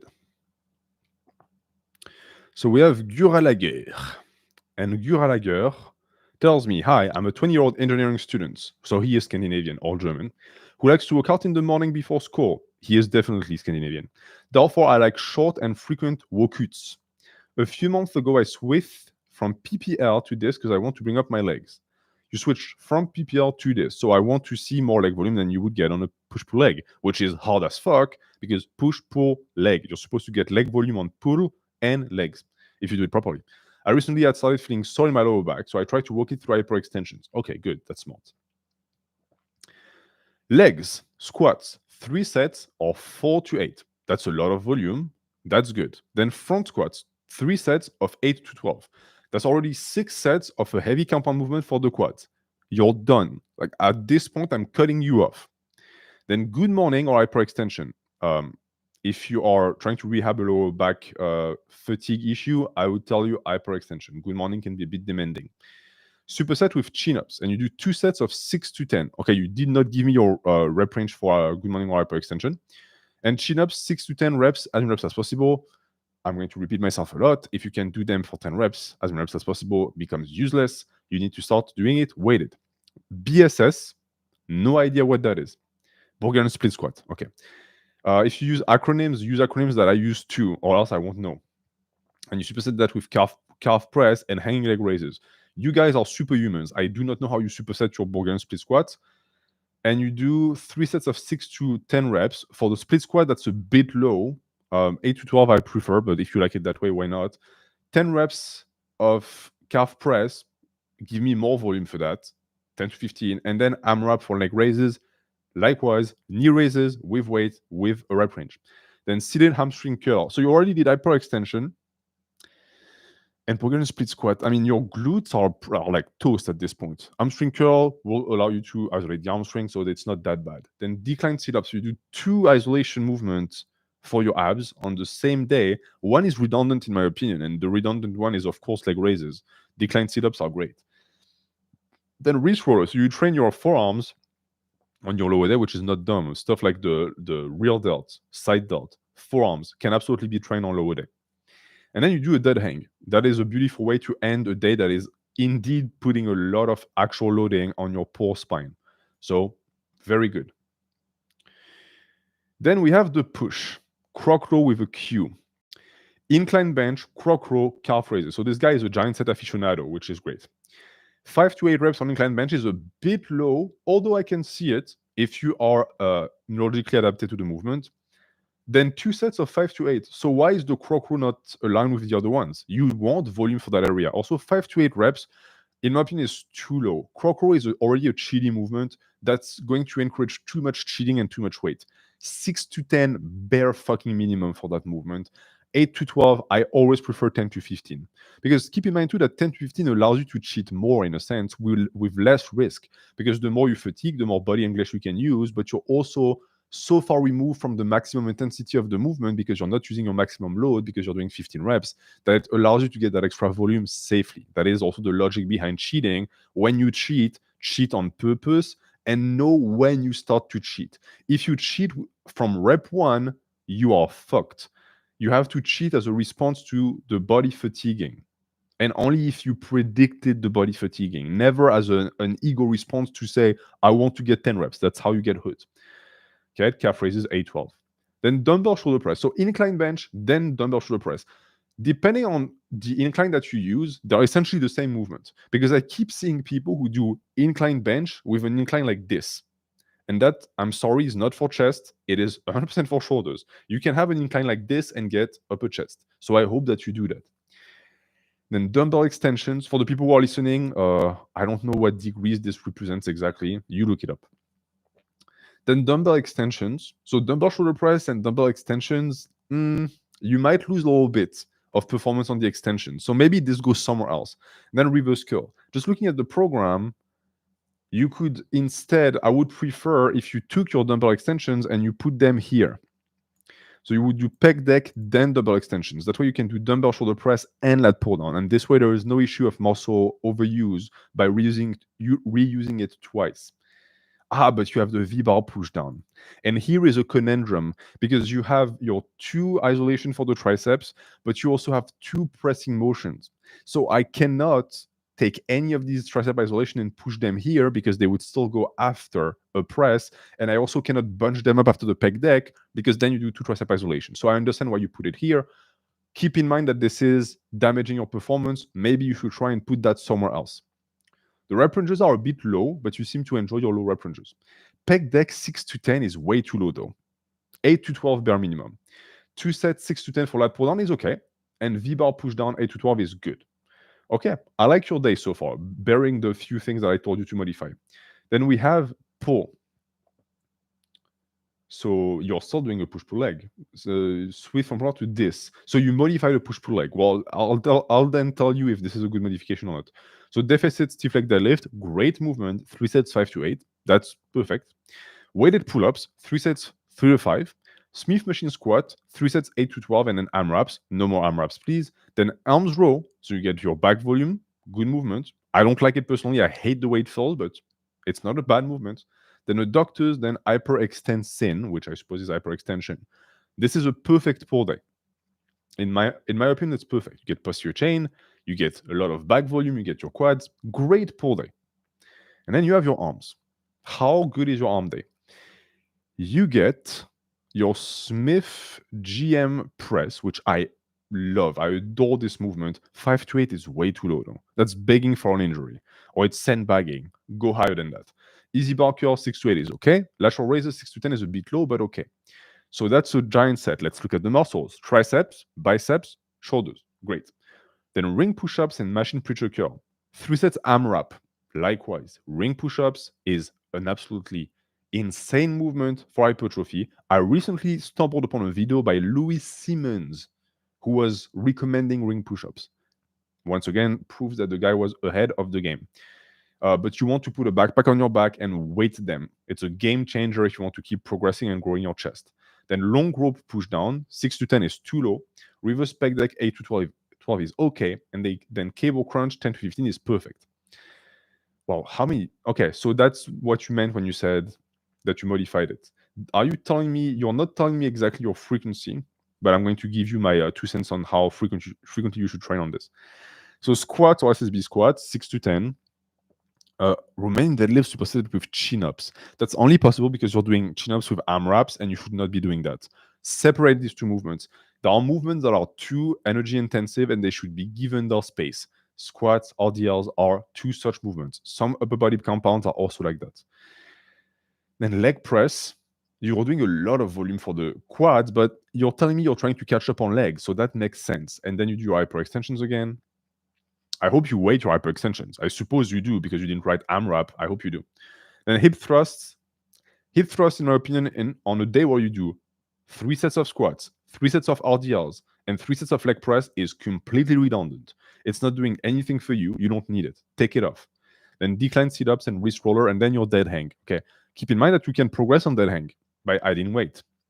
Then upper, so you do your dips. Your exercise selection is crazy. Like, you say you're 20 and you are most likely very young, so very new to this entire thing, you might be doing a bit too much, like in terms of exercise selection and type of exercises you do. Keep an eye on that. Dips, superset dumbbell row or barbell row. I would always just tell you dumbbell row. Barbell row plus dips is way too fatiguing because dips also tags the upper back to some degree, at least for stability. Then overhead press and cable extension. Likewise, press plus tricep extension we try to avoid. Then wide pull-ups. Okay, I would just do overhead press and wide pull-ups. Then incline press, dumbbell curls, rear delt fly, that's okay. Then cable row, cable crunch, and cable lateral raise. All right, number one, I think you do too much. I think you do a bit too much volume because looking at your program, in terms of frequency, you can do your legs on Monday and your push on Tuesday, but then your pull, there's no fucking way in hell you're doing a heavy pull day on Wednesday. That's not possible. I want to see that pull day either on Thursday or Friday. Then that arm day can be on Saturday. Then you're not training legs again that week. You're not training legs again. You're not doing 3 times legs. So you're going to do legs the next week on Monday, and then you're going to do the upper on Tuesday of the next week.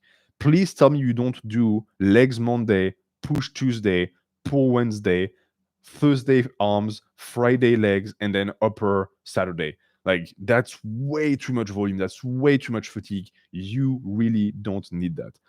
You can, of course, always follow up with me on the chat. I'm always happy to keep answering questions. But that is my review of your program, my friend.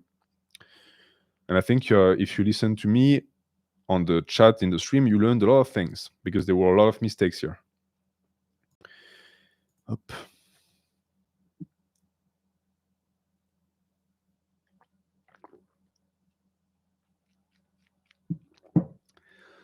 How is everyone in the chat? I'm very focused on the programs when I review them, so I don't really read what you guys send. Maybe I'm overreaching. You do this 6 times a week. I think you're overreaching.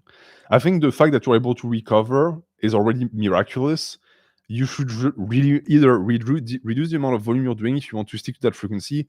I would tell you go to a 4 times a week frequency and just push the other days to the next week, and then just do it like this, because that's a mountain of volume in reality.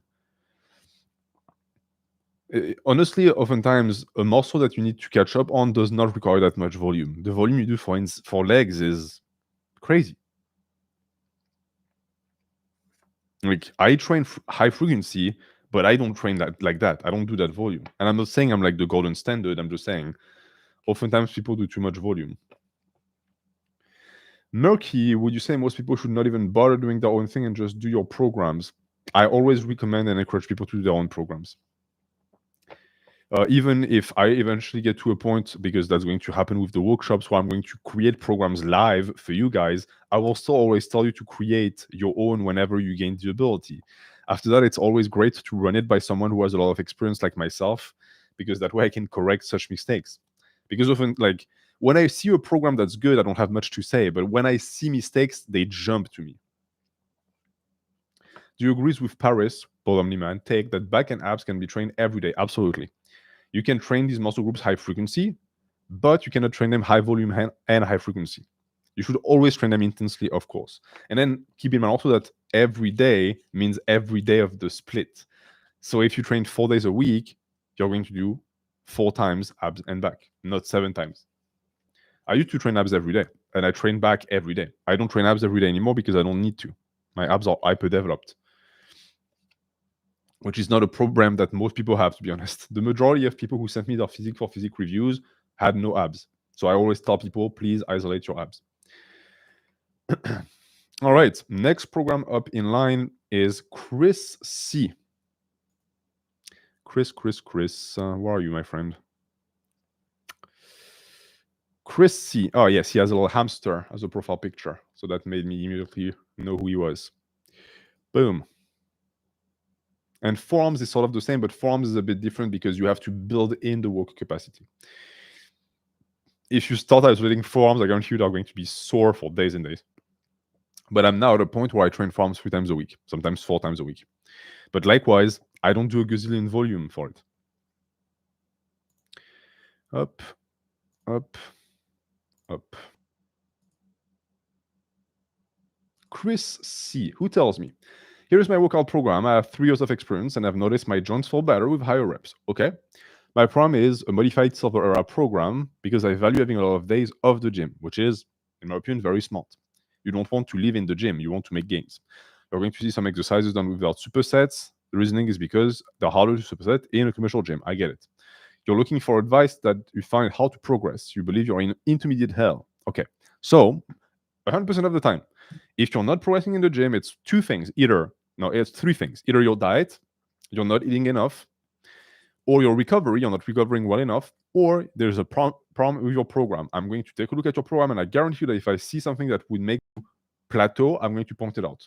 You're dealing with a shoulder issue, so you're doing 4 sets of most exercises since your weight is on the lower side. And you got your injury by focusing too much on trying to beat the logbook, doing low rep ranges. Yes, that's a big mistake that people make. They have a high rep range, they plateau on it, and they say, fuck it, I'm going to use low reps to be able to push the weight, then they get hurt. Don't do that. When you modify a rep range, it's for a good reason. That reason should never be because I can push more weight that way, because it makes no sense. Yes, you're stronger on a 3 rep max than you are on a 10 rep max. Guess what? The hypertrophic stimulus you will get from each is the exact same. So pick the one that doesn't get you hurt, that you can progress on. Your body goals are to emphasize a V taper, okay, with good lower chest, okay, which shouldn't be hard, and arms. Lower body focus is mainly glutes and calves. Interesting. So you want the Musashi physique from Baki. If you guys read the Musashi arc, I'm rereading it right now. Musashi has like glutes that are like the size of my head and massive calves, and he has no legs. It's really funny. No legs. For the universe of Baki, of course, where everyone has massive legs. But it's actually a pretty fun physique. And you train neck 2 times a week at home. Okay. So Tuesday, squat, 3 sets of 10 to 15. If you're doing high bar squat, that's very high. That's going to be very taxing for your cardiovascular system. I would do a 6 to 10 instead. Then reverse curls, 4 sets of 10 to 15, that's good. So you're doing an additional reverse curl set, which is perfectly fine. And the way you would make it work, if you guys want to know, at the end of your last warm-up set for squats, you do your first working set of reverse curl. That way you don't end up like an asshole waiting until once you're done with squats, do your reverse curl. That's how you save time in the gym. Then machine seated row, which you don't superset because you can't. I don't like that machine. If you like it, do it. Please do it, if possible, with a wide grip so that you can get more of the trap. These little handles that you do very close tend to not be very productive. Because if you want to train lats, there are better ways, aka vertical pulls. Then Smith machine RDLs, which is great, 10 to 15, perfect rep range. Then standing calf raises, 12 to 20, okay. So that's already a lot of fatigue, right? RDLs, squats. Then preacher curls, 4 sets of 12 to 20. I would tell you to do maybe an 8 to 12. I understand that lower reps beat up your joint, so maybe 10 to 15, but keep in mind that the higher your rep range is, the more difficult it is to progress and to put weight on, because the harder it is to clean the rep range. That's the reason why also always doing these high rep ranges for bodybuilding is not a good idea. I understand that you might not have a choice. Cable French press 10 to 15 and wrist roller. Then barbell incline bench press. Why is your barbell incline bench press so deep in the program? You're doing it after French press, so you're going to do it very fatigued. For me, the natural space where this should fall should be here after squats. You can do squats, barbell incline bench press, then Smith machine RDL, then machine seated row, and then the rest of the program. And that way, you also give yourself some space, because doing a real delt cable fly right after the incline bench press might lower your performance. So that's something to keep in mind. But that's a full body day. So you train full body days because, as you said, you like to have time away from the gym. So that's Tuesday. So you essentially do, yes, you do full body 3 times a week. The majority of people who do full body 3 times a week do Monday, Wednesday, and Friday, because that way you still get 48 hours in between sessions. But when you are at peak fatigue at the end of Friday, you get a full weekend to recover. So that's something to keep in mind. And I say that technically you're still doing that because you get Sunday and Monday, but don't underestimate the psychological impact of having that full weekend. If you're someone who's anxious and who doesn't like to sit on their ass all throughout the weekend, then your method is better. Hop, unplugging the laptop because it's now fully charged. Perfect. Il est bien brave, ce petit laptop. Il est bien brave. All right. Then we have Thursday, where we're going to do landmine T-bar row. All right. That's usually every time I see this lift, I only really like it on a full body because it makes sense on a full body. Just like for me, the natural placing of a barbell row is on the full body day because it makes a lot of sense. It's a full body movement. The landmine T-bar row is a full body movement.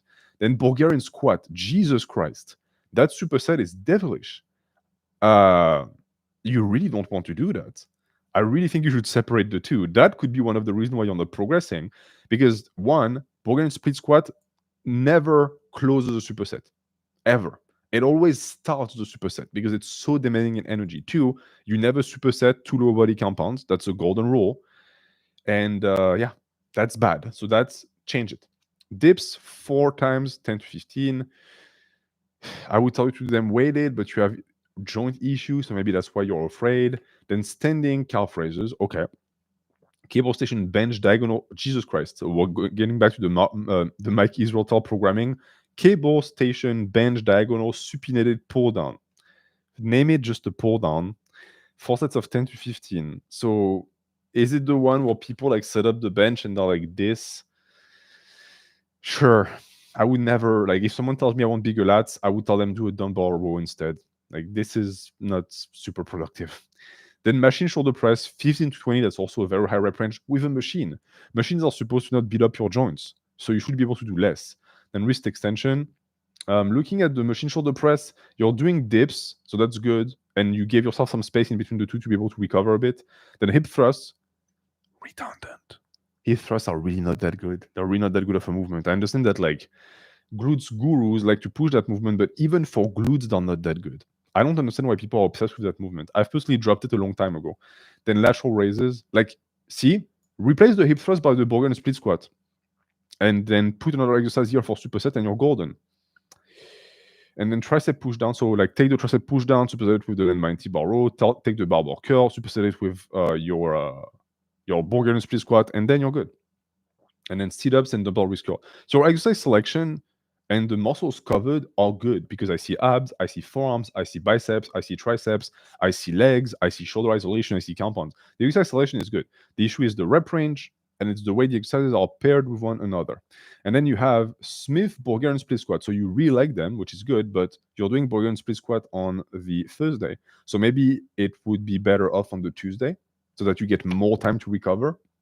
Just a thought. Then tricep extension with a dumbbell, which tend to be hard on the joint, right? I think it's not so much a question of rep range. It's the fact that you have exercise selection that sometimes is not in line with your goal, which is to protect the joint. Likewise, when I see something like, what did I see it? When I see something like a preacher curl, pretty taxing on the joint if you go for range of motion. So maybe you should replace it with something else. Like a cable curl, much easier on the joint, much friendlier on the joint. You should research such things. Then cable extension, bench, diagonal, pull down. Again, you're doing it twice. So this one is supinated and this one is pronated. Masturbation intellectuelle, you're jerking yourself off, makes no sense at all. Do something else. I understand that this is easy on the joint. There are other lat movements that are easy on the joint. Then dumbbell shoulder press. Okay, that's good. I think, because you're doing shoulder press here and you're doing here. No, not Tuesday. So likewise, why shoulder press on Thursday, then again on Saturday? Why not put it on Tuesday instead? Think about these things. Recovery is the number one reason why people have joint issues.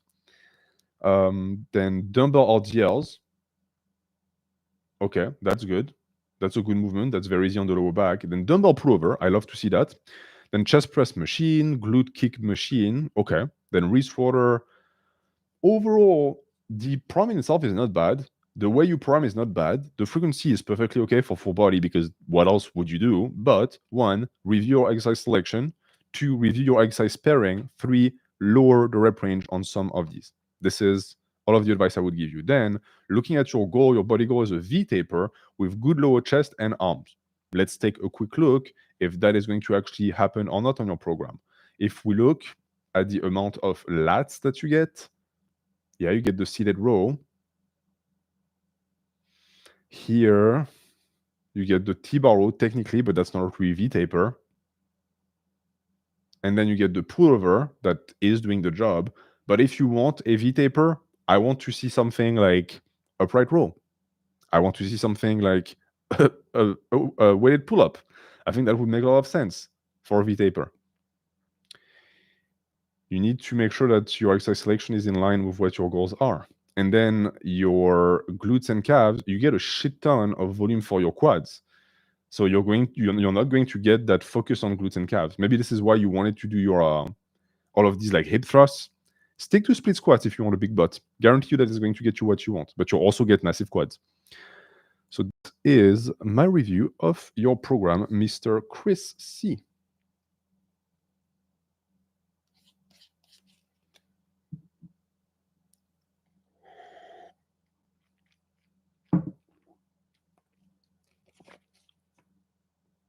And H, once you get to me, you can skip some of my notes. I was yapping too much.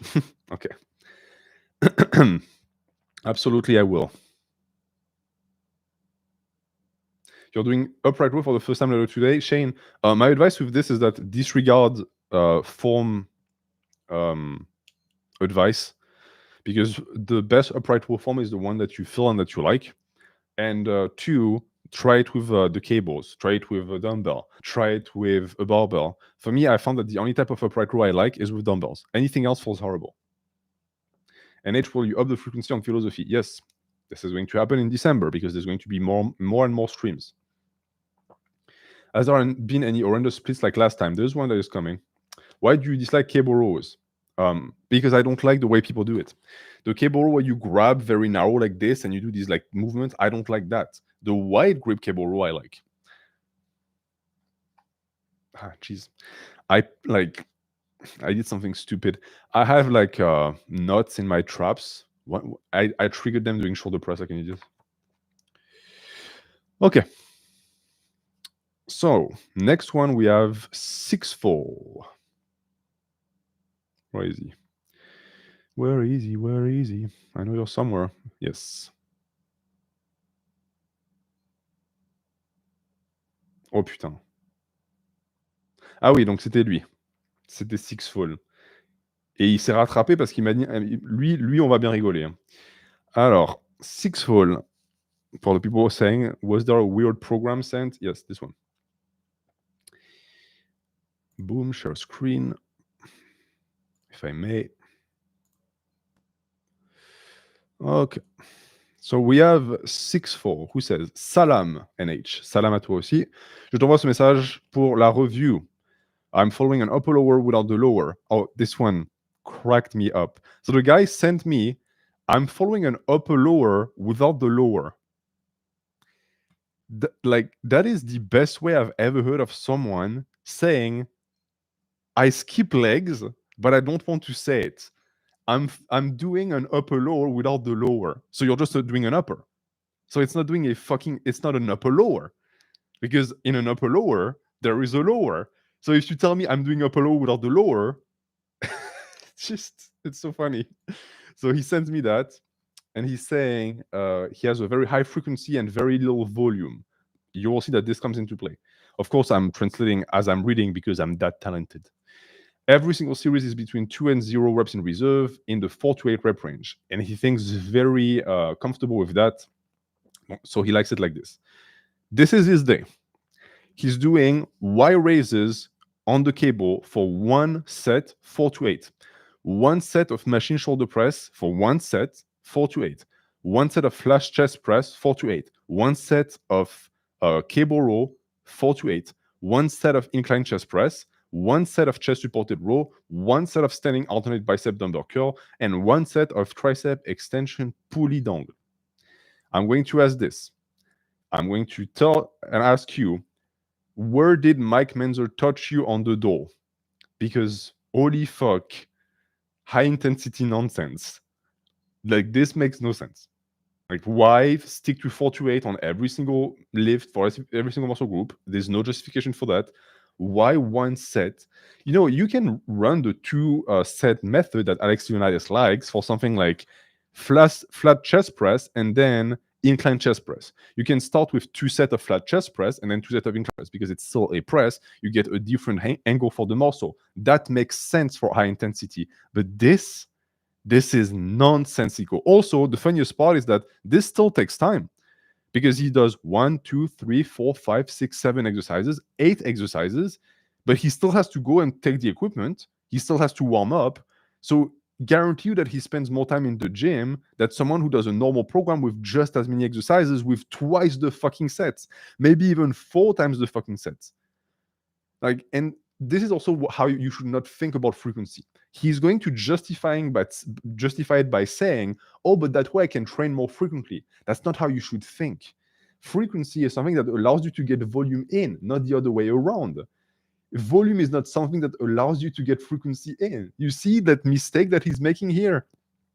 That is bad. And then if we look at the exercise selection, he starts randomly with an exercise for like side delt and rear delt. Okay. Then he does a press. Then he does another press. Then he does a random back isolation for one set. You think you're going to get a big back off of this? You're going to do one set of cable row and one set of chest supported row. You think you're going to end up with a bound on back from this? I guarantee you fucking won't. Guarantee you it won't happen. Then he gets one set of isolation for biceps and triceps. Even if he did that training 7 days a week, which is the highest possible frequency, he's only getting 7 sets of biceps. And the fact that the high intensity doesn't make up for that fact at all, because guess what? If I do 3 sets of biceps, my set number 1 is just as intense as your set number 1. It's just that I get more sets afterwards. So the frequency aspect is completely misused. And he says, I want to work shoulders in particular. So that explains that. And then lats. Well, with 2 sets of lats, especially with chest supported rows, which is mostly upper back, you're not going to get that. Then he essentially like tells me his life, like explains, I do this for that. I'm going to read it for you. I'm doing Y raises for the side delt and a bit of low traps for health and because If not, I get pain. Okay, that's justifiable. And you wanted to flip the chest press in the incline. I just told you should be doing both back to back with more volume. And then for the chest supported row, he does it focus on traps by moving the scapula. All right. I don't mean to be a dick, but I think that if that person were to send me their physique, they would look like this emoji. You know, the emoji with the glasses where it's like, actually, I'm doing this exercise the way Mike Evil said it for the traps. It ain't it. It ain't it. Okay. And he says he doesn't care about arms. And he does unilateral movements for a better recruitment of the neurological, whatever the fuck nonsense in the brain. And he's doing that upper 3 to 4 times a week. So he's doing the exact same day 3 to 4 times a week. And I guess he sort of could sense that the writing was on the wall at the start of the stream because he sent me another like batch of exercises. So now he has another upper where he does leg raises, flat chest press, but it's still the same fucking problem. Only one set of. Also, of course, the fact that he's doing an upper lower without the lower. I want to see that guy's volume. Sixfal, mon frérot, tu m'enverrais des photos de toi tranquille, juste pour que je vois ton physique, parce qu'en fait, je suis très très curieux là. Franchement. Voilà. J'ai pas d'autre chose à dire. I don't have much to say. Just like do a normal fucking program instead of doing that. Yeah, je vous jure. Voilà. For the people who are asking if there was a weird program, there we are.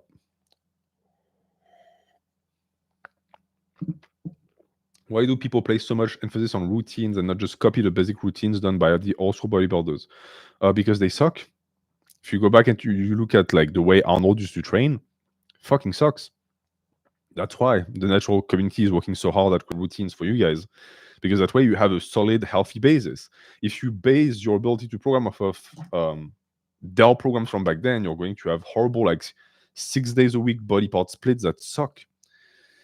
Or you're going to do whatever that guy was doing.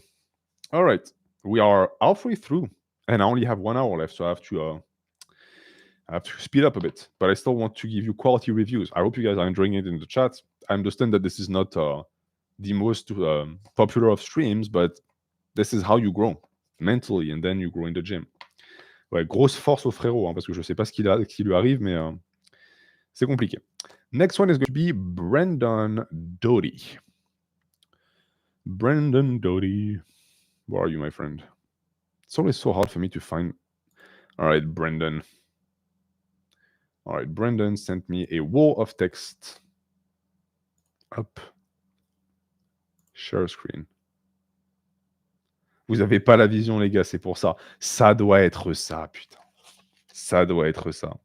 Chat, how do you get your program reviewed? You have to send it before the stream. But if you want a written review and not a live review, you can just click on the coffee link and you pledge a membership, or you send $5. You send me your program and I give you a full review. Yes, Brandon, it is your turn. Hope you're prepared. Prepare your aim. All right. Brandon Doty. Age 19. It's like I'm on fucking Tinder. 5'8". All right. Sorry, you're too short. And weight 178. You should invert the two. Just kidding. Experience 2 years and 4 months of pure bodybuilding, no previous athletic or weightlifting experience. Weak point, chest. All set second to failure, I like that. Except barbell bench press and RDLs, 1 to 2 reps in failure, good. And 2 to 3 for squats, okay. And his deload definition, 2 reps in reserve, and only do 2 sets. Okay, so technically that's a deload, but it's not a bad deload. So I'm not going to shit on you for that. And let's look at the program. All right. I didn't think I would say that one day, but since I'm starting to tame my boomer side and I'm able to access and tap into technology a bit more, if you want to send me the pictures of your program, it's actually easier to review than this. For the visual aspect of the people on the stream. For me, it's the exact same thing. So you start with incline dumbbell bench press, and you do 6 to 12. Love that rep range. It's a big rep range, but it's going to allow you to progress. It's just slightly slower. But with something like an upper body compound, like a press, we both know that plateaus are a thing anyways. Then chest supported machine row. 7 to 12. Okay, that's an interesting rep range, but it's not bad. Seated barbell overhead press. 8 to 12. Standard. Lying chest fly machine. 8 to 12. Okay. 10 to 15 also works, for your information. Then machine preacher curl, and that's your superset number 1. And you did not tell me your rep range, but based on that, I suppose it's a 6 to 10 or an 8 to 12. The 2 work. And then superset with tricep push down. So perfect. Nothing to say here. Looking at the rest, you could superset dumbbell press and machine row if you wanted. And this cannot really be superset. Then you have your lower one, that is high bar squats, 5 to 8 rep range. Then wide grip pull-ups, body weight, 8 to 16. So you were on the stream before, I suppose. You know already that if you can hit 10, you should start to load 3 to 5, 5 to 8. Superset with leg raises body weight. That is a superset that people love because it's very convenient. Alas, it's bad for progressive overload. So that is, I suppose, not part of the superset. I hope you don't superset wide grip pull-ups with lat pull downs. If you do, don't do it. I think this is superset 2 and you just have a typo. Lat pull downs, 6 to 10, that's good. And then seated leg curls, okay. So looking back, you say you have a chest weak point, and that's your lower, but you essentially just get squats for your lower, and then you do some leg curls. I would like to see a posterior chain movement, like an RDL, like an hyperextension, something heavy. Then upper two, Thursday. Barbell flat bench. Okay, 4 to 6, that's low. Also, I question the use of bench press. If you connect with the bench press, then by all means do it. But if not, you can explore something else. Smith machine incline bench press. So you're not okay. So here you're doing 2 sets. I like that. I like the approach of doing only 2 sets of flat bench, then 3 sets of Smith machine incline bench press. And it's an 8 to 12. Then chest supported T-bar row, a great movement that I like if you have a good machine and it doesn't destroy your sternum. 6 to 10, that's good. Then you have your lateral raises, so shoulder isolation, more chest isolation. You said that you have a lack of chest, so that's good because you have 3 chest exercises on this day. And on this day, you had 1, 2, okay, 2. So between 2 to 3 is usually what you want to bring up a muscle group. And then we have the Smith machine GM press. The fact that you keep that at the end is not necessarily a bad thing. I understand why, because you have so many compounds. You could really, if you wanted, put it directly after the T-bar row. Like that's a possibility. Maybe first the isolation. So you do your Smith incline press, then the chest supported T-bar row, then the chest fly machine, then the Smith machine GM press, then the single arm leaning lateral raises. That way, I think you really maximize your performance. Then lower day, 2, pendulum squat, which I love. 6 to 10 is really low, but if you enjoy it, why not? 10 to 15 is great for that rep range. Pull-ups body weight, likewise. If you end up doing weighted pull-ups, doing them twice a week on the lower might be a bit much unless you modify the grips and the rep ranges. So it's something to keep in mind once you do them weighted. Then ab machine, that's great. Lat pullovers with cable, I hate that movement. I think it's redundant to do it with a dumbbell. Seated leg curls, okay. Calf raises, partials. Why partials? If what you mean by partial is you're not going all the way up for the squeeze, that's fine. If you skip the bottom, please don't do it, because this is mostly where the gains are going to be made. Then leg extensions. Okay, that's a solid day. And then you didn't really tell me your frequency, because based on that, we'll then go in and maybe you'll tell me in the chat. I'm not looking at the chat right now, but let's look at your last day. Barbell RDL, good. Only 2 sets, but that's good for 8 to 12. Then barbell shrugs. All right, that's a good follow-up because you're going to pre-tax your traps and finish them entirely. Then still rows. All right, like that's your upper back at this point is like cooked. I don't want to see more upper back. Then pullovers. I think the pullovers, as I said, should go on another day. And then cable face pulls. Face pulls are real adult, yes, but there are also a lot of traps, and you already got a shit ton of traps. So maybe taking that back volume and putting it on a different upper or different lower would actually work better. Then machine preacher curl, seated over a tricep, barbell reverse curls, and straight barbell behind the back wrist curl. Okay. So looking at the amount of days you have 3 upper days, you have 2 lower days. I'm going to actually take a look at the chat. Brendan, 5 times a week. All right, to me, that's a bit much. That is a bit much, in my opinion. I think that if you're going to do 5 times a week, you should cut down your volume by 15 to 20%. Because you, just looking at like upper day 1, if I look at the exercises you're doing, if I would take away anything, upper day 1 is fine. No need to take away anything. Lower day 1, you can definitely get rid of one of the pull-ups and only do it once a week, because you already do lat pull downs on that day, so it's not needed. And then that's it for that day. Then upper 2, I think, is when like shit starts to hit the fan. So that strategy here, I said, is good. Then the T-bar row is good. Lateral raise is good. Fly, I understand. Okay, even that day is good. I wouldn't really touch it because you only do 3 sets. You don't do 4 sets. And then on the lower day, pendulum squats, the weighted pull-ups, get rid of the pullovers entirely for that day because you already do your weighted pull-ups, or do the dumbbells if you want with pullovers. Leg extensions are like unnecessary in my opinion because you already did your squats, and the doctor machine for 2 sets is not going to kill you, so why not? And then upper 3, barbell RD, also upper, and you do RDLs. Anyways, I questioned like how much you're going to be able to recover in between the days, but you only really do. See, this is what's weird. Your lower 2 is only really a pendulum squat. It's not a lower day at all. Like it's a weird full body day. And then you do sole rows, the pullovers, the face pulls, the preacher curls. Like I see your logic. You're trying to hit every single muscle group every time, but to me, one of the upper day has to go. I think it would make a lot more sense for you to take that third upper day and use it as a rotation for another upper day, or to mix up the upper days together.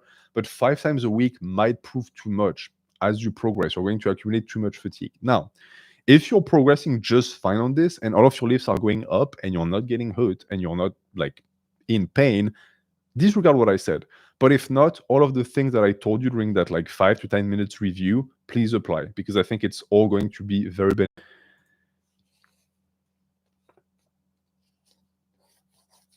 Up.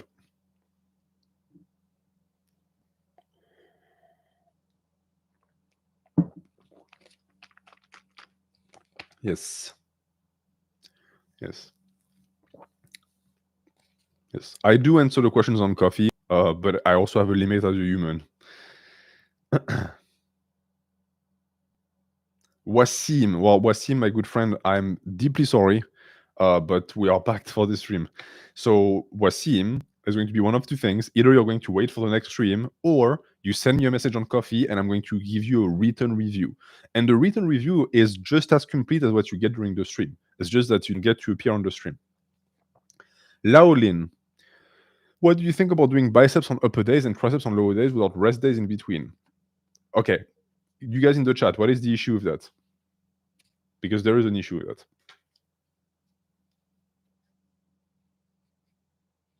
What is the issue of doing biceps on upper days and triceps on lower days?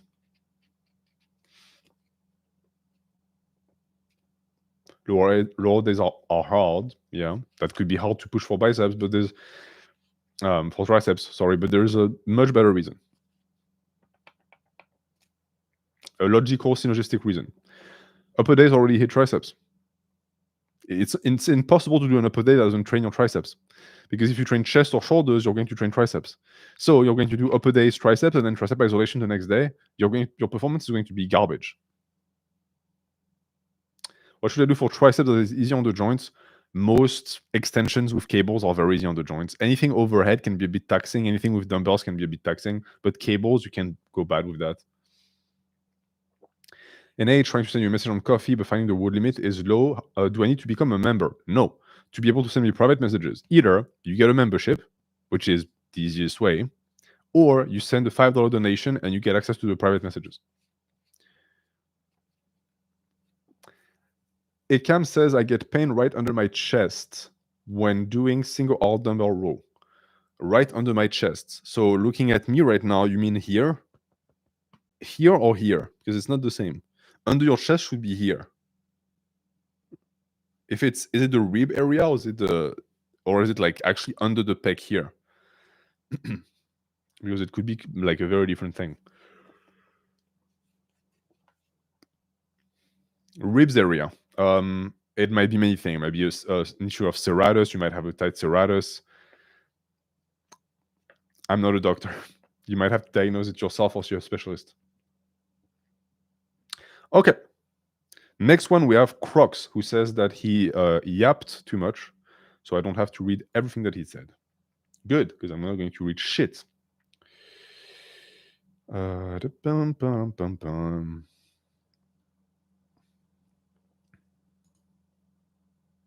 Share screen.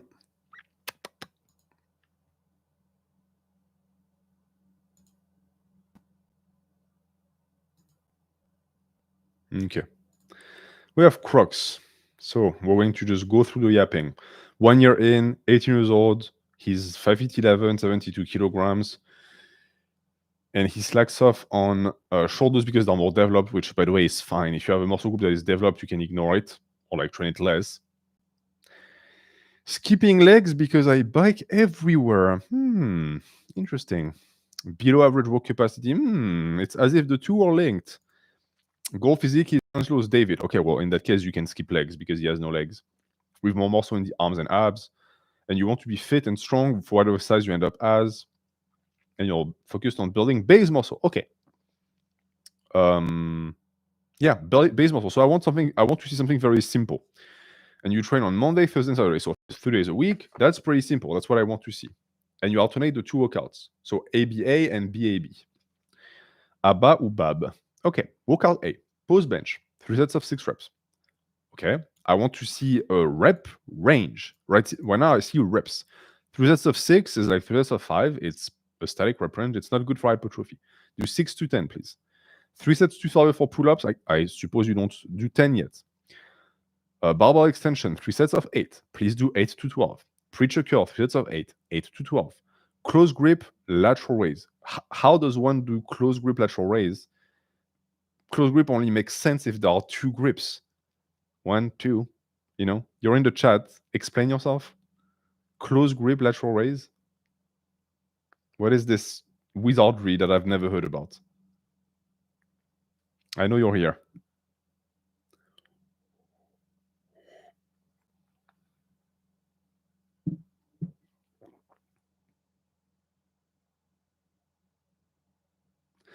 I'm dumb. Every single time I get got by this is because I see lateral raise. No, I'm not stupid. It's not a lat raise. It's not a lat pull down. It's lateral raise. I mean that one where you take on the lat machine. Why would you call it lateral raise? I'm like, it's not me here. A lateral raise is for the shoulder. So it's a lat pull down. Okay.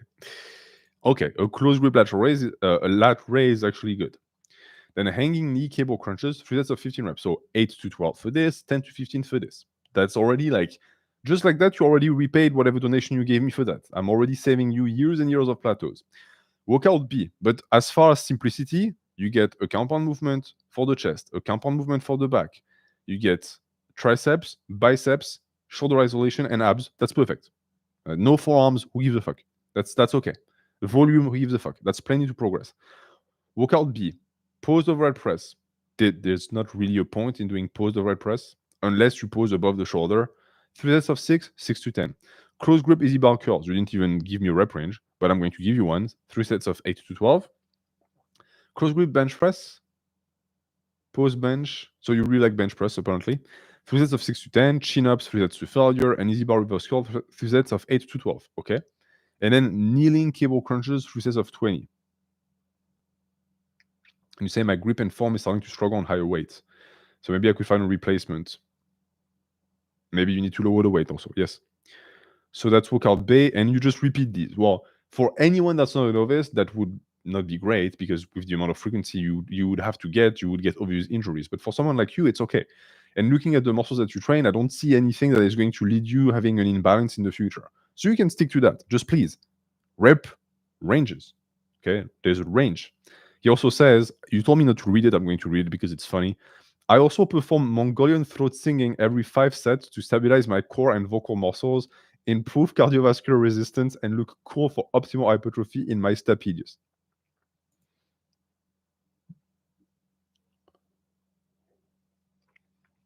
So now, Crocs, you will forever be known on this stream as the man who supersets his bodybuilding training with Mongolian throat singing. I think, personally, I think it's adorable. And if we get you big enough, you can go to a commercial gym and do that, and no one is going to say shit to you. I want to see a video of you going to Planet Fitness once you're huge and just start to like Mongolian throat sing. That is content right there. Perfect.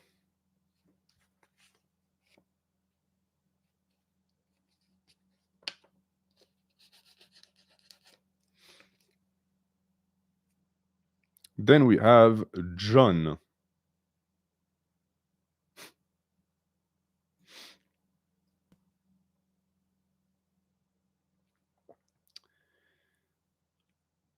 Okay.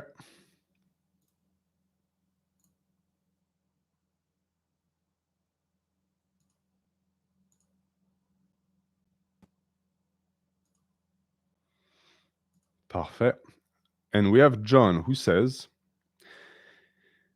it's a work in progress, currently in his first week. I'm still figuring things out. Well, I'm there for that. And you're trying to run it without planned rest days, taking them as or if needed. I'll give you advice on that also. Training for 3 years, 5 to 6 times a week. Okay, so if this program is 5 to 6 times a week, I want to see low volume. And you used to higher frequency, higher volume. Yeah.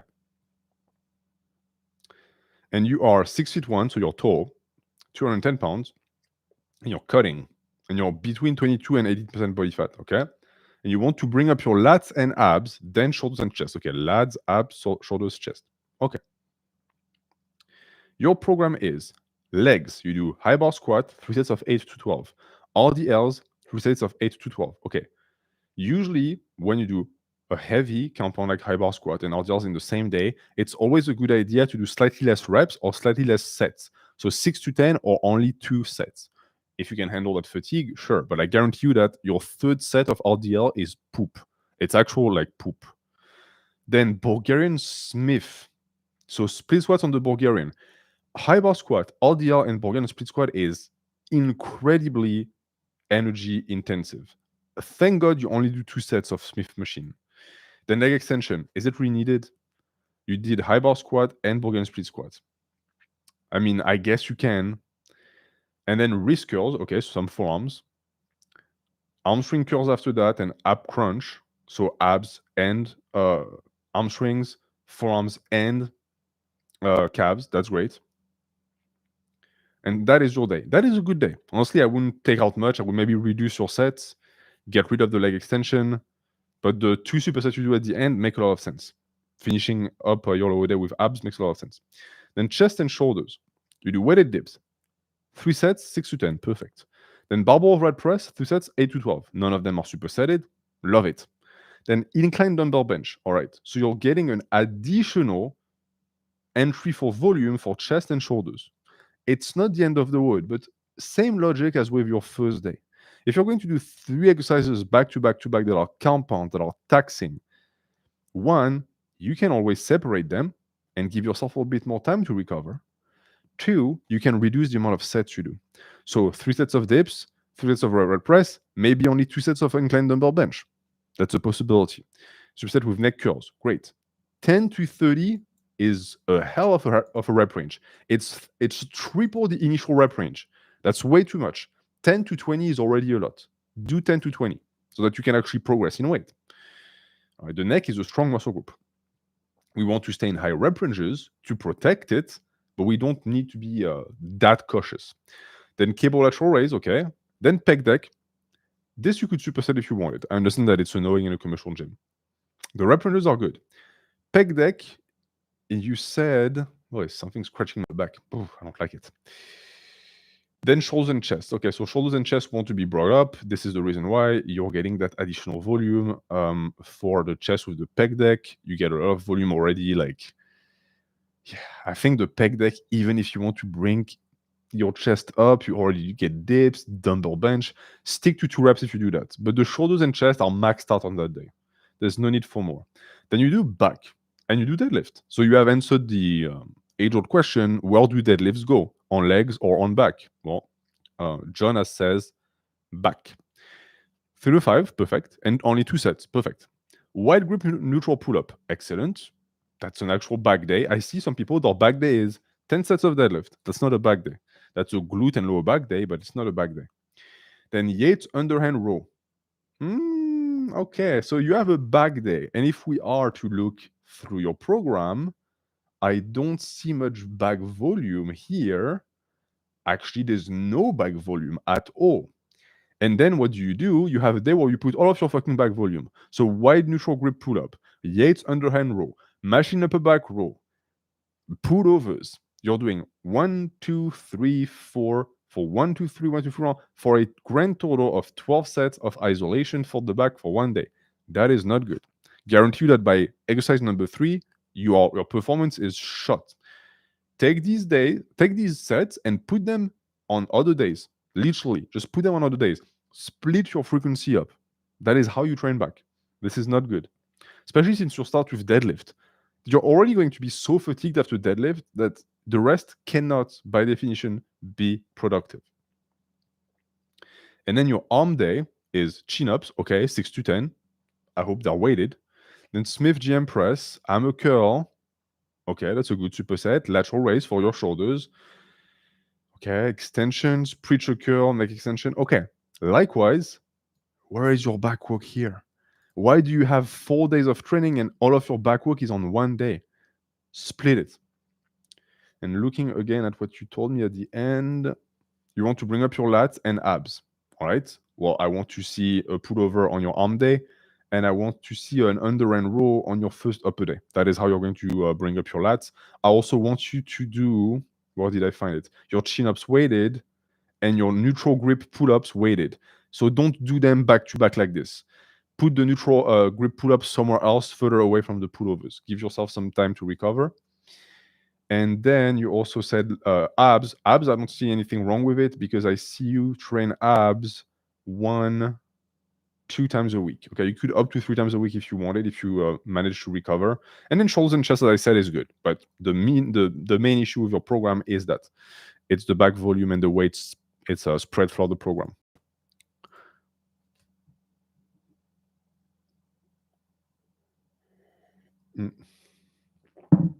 Can you train back every day? Yes, but you cannot train back high volume every day. You have to reduce the amount of volume. So 3 to 5 sets. Doing anything after deadlift is crazy. I don't necessarily disagree with it. Honestly, I think the deadlift is really an energy vampire. And oftentimes when you start with deadlift, it's a fucking deadlift day because you're not going to do much of anything, which is why I always recommend do LDLs instead. Do stiff leg deadlifts instead. Is training the lower back and spinal erectors the same? I usually use them interchangeably, even though there are slight differences. But in terms of bodybuilding, something that I've discovered recently is that it's not enough to just do stuff like deadlift. There are actually isolation movements for the spinal erectors that are much more cost effective because they're less fatiguing, less dangerous, and they give you better hypertrophy. Someone like Atlas Power Shrug actually speaks about that. Alex Leonidas made a video recently about him. I think it's a podcast. You should go watch it. And I'm not saying you cannot deadlift. Jockey who has a picture of a dog as a profile pic, which means he's a good person. I'm just saying, understand the cost. NH thoughts on croc rows with lateral raises for side delt. There's not even a question. The croc row is not a movement for the side delt. It doesn't train side delt. It trains real delts to an extent. It trains straps. It trains upper back. It doesn't train side delt.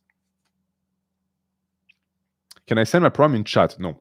You can send your program on Coffee, or you can wait for the next review. The next review is going to be at the start of January because we already have a packed schedule for December. December, you're going to get two physics reviews. You're going to get your favorite lift sucks, or you'll get to send your favorite lift, and I'm going to critique it live. And I think there's a dating stream also scheduled for December, plus a dream interpretation stream and a young stream. So you'll be very spoiled come December. Sorry, I meant upright row versus lateral raises. That's more like it. I would still favor the lateral raise for side delt. The upright row is more of a general yoke builder.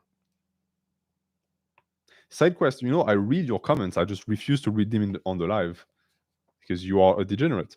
So John, you're done. And that rhymes. And then we have Jose. So we have John and Jose. We have the Anglo and Latino pendant, but it's the exact same name. And Jose is a Chad because he sent me a picture that I can literally just read on coffee. So that's cool. Oh, that's so cool. So that way I don't have to open it like a million times. Thank you, Jose. My pendejo. I don't even know if you're supposed to say that. Share screen. Share.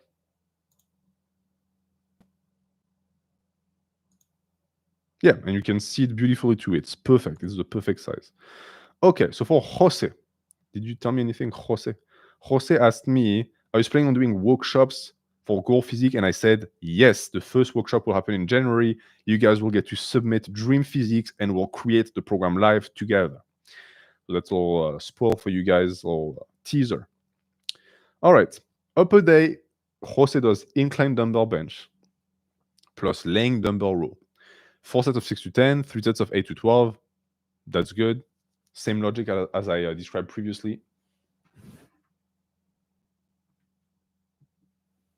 You can do your first working set of incline dumbbell bench just with one of the warm-up for laying dumbbell row. And laying dumbbell row, I suppose, is on the bench. I always like unless you want to do a slow row, I suppose, I like to do it with an incline for more traps. But it's up to you. Then pull-ups, I'm not going to repeat myself. If you can do 10, you do them weighted. Then seated dumbbell overhead press. That's like typical superset I would do, where you do technically an horizontal press, but it's an hybrid. And then you do an horizontal pull, then a vertical pull, and then a vertical push. And lat pull down and pec deck. The only issue with that day is that there is no arm isolation. So that's a pure torso day. That's a torso day. I want to see the volume go somewhere else. We'll keep that in mind. He follows that with arms. So this makes sense. I'm not a fan of that, and I don't program like this. I never do a pure upper torso because people have a tendency to be torso dominant already. I always add a smidgen of volume for the arms on the torso days, the upper days. But if you follow them directly with an arm day, that's okay. The only difference and the only problem with that is the redundancy and the overlap.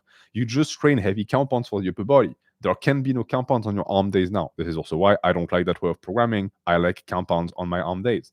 But he does overhead extension, lateral raise, dumbbell curl, push down, reverse grip curl, face pull, only isolation stuff. It's also very personal, but for me, I have a tough time justifying getting my ass in the gym if I know I'm not going to do anything heavy and hard like a compound. It's just a quirk of the spirit, and I'm scratching my back as I speak. But that's the way I think. That's the way I program like that. But if you're fine with that, that's okay. You can also use an arm day as a sneaky rest day because it's not fatiguing at all. Even mentally, it's not taxing. It's very fun. So that's good. Then lower arm swing A. So he does upper, arms, and lower. That's only possible if you program like this, by the way. Because if not, you would do upper, lower, arms. Lower arm swing A. Back extension, 3 sets of 10 to 15. Some people would say that's a weird way to start a lower arm swing day, but I really think that if you find a way to load it, a back extension can be your main posture chain builder. It will build massive legs, massive arm swings, massive glutes, massive lower back. Then supported leg raise. Okay, he has a rep range, so I suppose he actually loads them. Leg extension and seated leg curl. All right, so arm swing A, only one compound for the posterior chain and no compounds for the quads. That's one way to approach it. He still gets some leg extension. That's a little bit minimal for quads, but okay. And he does get abs in there. Then upper arms. Dips. 6 to 12 is a bit of a big rep range for dips. I would prefer 6 to 10. Then chest flies and rows. Since you just train your chest and you stretched your chest, it's not that the chest fly is redundant. It's really that if you want it, put it deeper in the program so that you get time to recover and you're more performant and stronger. And dumbbell row, that's a great superset. Dumbbell pullover and lateral raise. I like dumbbell row and pullover could be redundant technically, but not really. Just, again, give yourself space. Then French press and incline curl. So just looking at your program, what would make the most sense, you start with dips, then you do French press and incline curl superset, and then you can do your chest flies and rows and then pullovers and lateral raises. I guess that's the best way to make it work. But we could also have you start with pullover and lateral raise, but I want you to be able to do your dips unfatigued. But if you wanted, you could do pullover lateral raises, then dips, then French press and incline curl, and then finish with the chest flies in the row. That's a possibility too. Then lower is a quad lower, of course. And we start with Bulgarian split squat. That's a great way to start. See, this is the thing. Jose is using Bulgarian split squats and hyperextensions as his main lifts, and I think that most people should try to do such things instead of always doing squats or RDLs. These are great motions, and I do them, but you might find that you would make better gains if you tried something more exotic. Exotic, not as in a machine with a cable where you're tied and you have to do it with an angle or whatever nonsense. No, just another compound movement that people often use for isolation. A Bulgarian split squat is not an isolation; it's a compound movement. Likewise with an hyperextension. Then laying leg curl, okay. Leg press, right? So see, this is interesting. So this is for the quads, but then you are going to end up doing Bulgarian split squat and leg press. If I go back here, back extension and leg extension. You see my point? You see the reason why I don't really like that? I like to have a lower day that is more arm string, but one that is too much arm string ends up being too much volume for it and not enough for the quads. And then when you have to train the quads, what do? Well, you double down and you do too many split squats, too many leg presses, or you could just split them instead and have lower days that are more balanced. Instead of doing what you do here, which is like a 70-30 split, 60-30, 55-45. That to me makes more sense. But the rest of the day and the way it's programmed is perfect. You have a tendency to split the ab volume in 2 exercises, and that's not bad. You do it here too. And then you have another arm day, and this time you're going to do your compound. So behind the neck shoulder press, Smith GM press, lateral raise, dumbbell curls. Okay, so that's your big compound. And then you have a GM press. That is not a compound, but a very heavy isolation. Okay. Then you rotate arm swing A with quad B and quad A with arm swing A. And these are your other days. So let's see if your other days are like as biased. See, Roman deadlift, burn split squat. Just there, you corrected the bias. So you know how to do it. And then leg press here, and I want to see, because it's quad, see here the issue remains. So the issue that I see with you is that when you do quad, you end up doing too much quads and not enough posterior chain. So that's what you need to balance out. But that's good. And so you have your lower, you have different types of lower, you have 2 types of arms, you have your upper and arms, and you have your pure upper. You didn't really tell me, but I would be curious to hear your frequency. Just based on this, I would say how I would train is upper Monday, then arms Tuesday, then it's possible to do lower arm swing A on Wednesday, then upper and arms would most likely have to be on Friday to rest a bit, then lower quad A on Saturday, and then rest, and then do arms again. Right? Well, you can send me messages afterwards to tell me about your frequency because you didn't include it.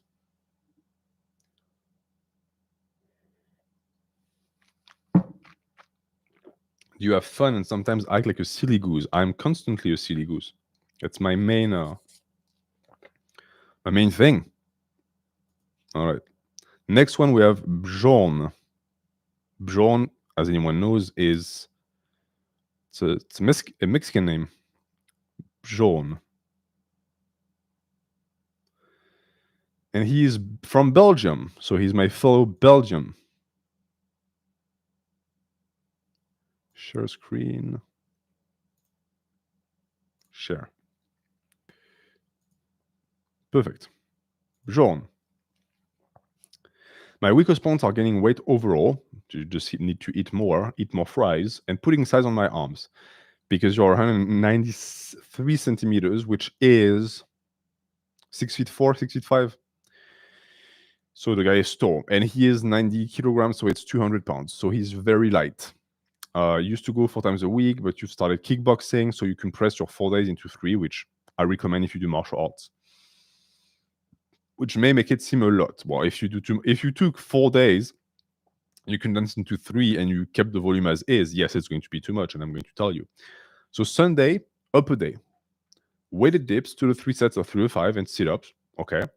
Overhead press, 6 to 10, and spider curl with a Y. I don't know why. 6 to 10. 6 to 10 is a bit low for spider curls. 10 to 15 tends to be the rep range. 8 to 12 is okay. Dumbbell incline row, 6 to 10. Okay, I like that movement a lot. Tricep bar extension, 8 to 12. great superset so far. Power flies, I love that movement. But after weighted dip, I wonder if it's not maybe a bit redundant, to be honest, because the two movements are very heavy on the stretch. And then dumbbell pullover light. So I don't really like that because the dumbbell pullover is still going to require some shoulder mobility. It's still going to require some chest activation, even though it's not a chest movement. I would put that superset somewhere else. Maybe put that superset next when you do incline dumbbell shrug and reverse curl. Take one of these two and like switch it with the pullovers. But you have curls. So you get here, you get chest, you get shoulders, you get abs, you get biceps, you get upper back, you get triceps, you get chest again, you get lats, you get traps, and you get forearms. That's a good day. And honestly, it's not too much volume at all. That day should take you, give or take, an hour and 20 minutes. Then Tuesday, you have a home workout, pull up 3 times AMRAP, face pulls 3 times 20, and neck curls 3 times. So let's be clear. Whatever gains you get from that workout is very minimal, but at least it gets you moving. I'm just questioning the importance or even existence of that workout. If you enjoy it because it's fun, keep doing it. I also go and train in the forest because it's fun, not because it makes me bigger. Then Wednesday, we have upper. So you did upper on Sunday, home workout. Where are your leg training? Do you train legs even? Yes, on Friday. I question you training upper on Sunday, then on Wednesday again when you could just do the lower on Wednesday. Maybe it's because you train kickboxing and you need your legs to be fresh. In that case, I understand. Dumbbell press, sorry, 6 to 10, incline dumbbell curl. Didn't you already do that here? No, incline dumbbell shrug. Okay. Smith machine overhead press, leg raise, dumbbell row, tricep cable extension, spider curl with a Y again, then cable lateral raise, and dumbbell pullover heavy. So you do them light and heavy. So you do what I recommended people do when they get into pullovers. Keep in mind that once you are into pullovers and you can do them heavy consistently, you can start to ditch the light day. It's just to like get the shoulders used to the range of motion. And finger curls, I love finger curls. You're the first person today who's programmed them. With the cable station, they're tremendous. And then stretch and dead hang. And then you have, all right, so that's exactly what I thought. You kickbox on Monday and Wednesday, which is why you are not doing lower body at the start of the week. You do it at the end of the week. Makes a ton of sense. That is proper programming for martial arts. Smith machine squats, calf raises, GM press. Okay, so you're doing additional tricep volume. I mean, why not? If I look at your Wednesday, you did not actually get any. See, you get tricep elbow extension. Okay. If you can recover, why not? Then barbell Smith machine shrugs. Wow, these two supersets on the same Smith machine must be a bitch. I don't know how you do it. Maybe you take 2 Smith machines. Then RDLs.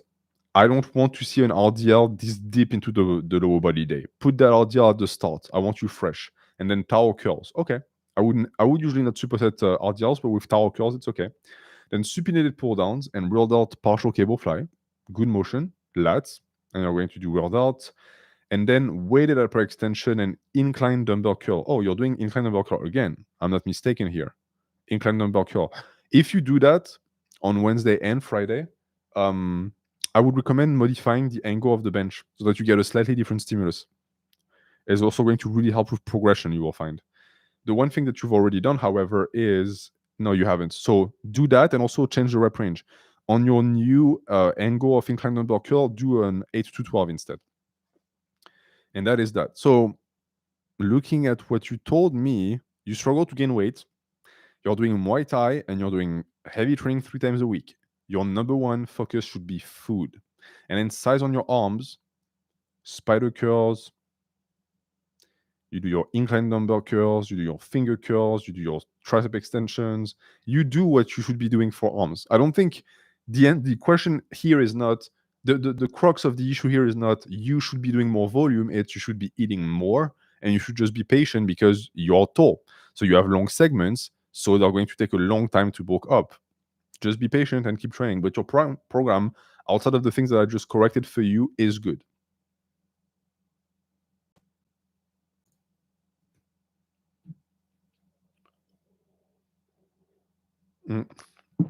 And H, which attachment do you recommend for finger curls at a cable station? I really like these handles made of metal.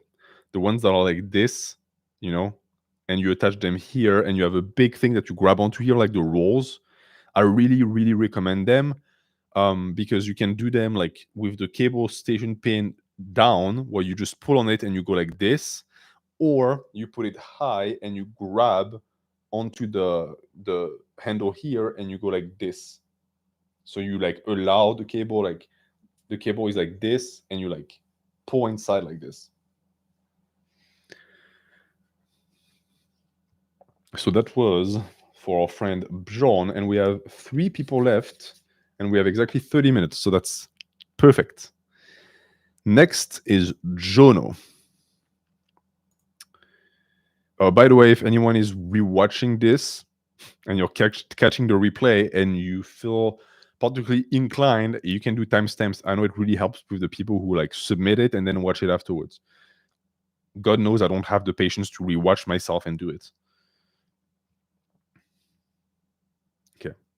And for you, you sent me this. And can I click on that? Can I click on just one? Up, open image in new set. Yeah, I think I can just do that. Okay. So Jono, share screen. Boom, share.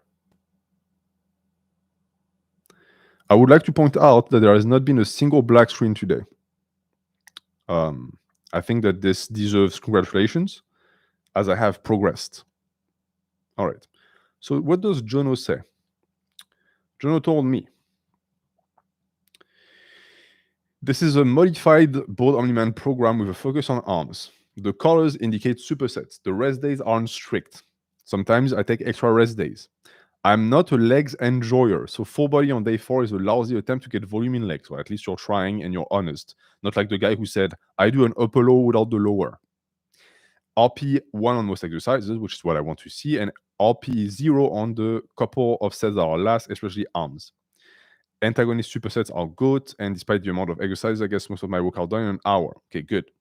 I think that's all you told me, and then I bothered you because your image wasn't cropped properly, and you added information afterwards. You're 23, 5 feet 6, 72 kilograms, trained for 4 years. You want 60-inch arms, which is doable, and you're on a slight surplus.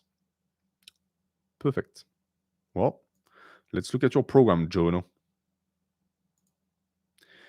You start with machine press and pull-ups, and you do 2 sets of 6 to 10 and 3 sets of 8 to 12. Okay. If you're already at 12, do them weighted. Then incline dumbbell press, rear delt, and lateral raise, these are not supersetted, right? I asked him specifically, is black a color? And he said no. So these are not supersets. If they were supersetted, it would be bad because an incline dumbbell press tax the shoulders, then you do rear delt and lateral raise, completely redundant. That being said, the fact that they're back to back to back is not good. Because why? You could just put them somewhere else. You did your machine press, it already taxed your shoulders. Then pull-ups, you had some time to rest, then incline dumbbell press. Okay. But after that, then you can do your lateral raises as a standalone set. Then you can do a cable lat prayer, then a neck extension, then a cable rear delt. This way you give your isolation space to breathe and to be performant. I also don't quite understand why you superset some things and not others, because here I see potential, for example, to superset incline dumbbell press and lat prayer. Or if you want to keep your incline dumbbell press as a standalone compound, cable rear delt and neck extension, lateral raises and cable lat prayer. That makes a lot of sense. But that's a good day. The only issue is that I don't see any ab isolation. So I want to see ab isolation later on in the program. Day 2, you start with Lou raises, an exercise that I don't like a lot because it's very hard to load. Keep in mind that Lu Xiao John doesn't use it to build mass. It's a mobility exercise. So if you expect to get mass from that, you're not going to get much. You're going to do Lou raise after doing cable rear delt and lateral raises. I think that's a bit redundant. High-low cable row. Okay, that's an interesting superset. 6 to 10, that's a bit low for that exercise. Then seated leg curl, axe squat deficit RDL. So maybe this is just the fact that you didn't reorganize the movements, and maybe this is not actually the way you do them. But if you do a deficit RDL, that's the first movement of the day, or the hack squat. Because here the issue is that from what I can see here, you're doing them back to back. So they're not supersetted. Oh, okay, never mind. So I jinxed it. What did I do again? I can literally see the screen. The fuck are you guys saying?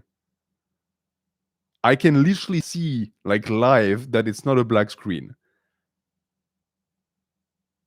How can you not see the program? I can actually see it. What do you mean you can see my... What are you saying? We only see you. How is it possible? Okay, okay. I'm going to take a picture with my phone and show you what I see. And I literally see the program. How is it possible? I am sharing the screen. I'm going to take a picture. Fuck you guys. I'm going to take a picture and I'm going to see you. I'm going to show you. I'm going to show you. I want to prove that this is not me. I want to prove it's YouTube. Jesus, I'm so fucking sweaty. It's disgusting. Okay.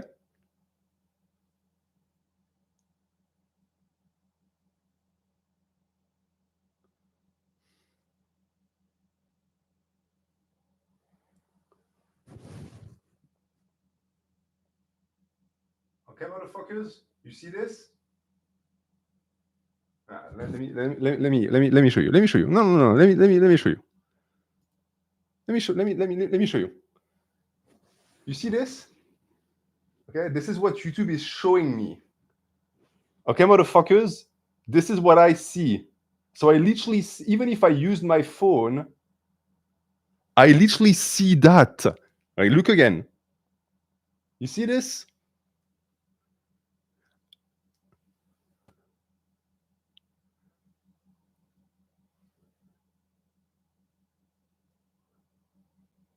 Oh my God. Come on.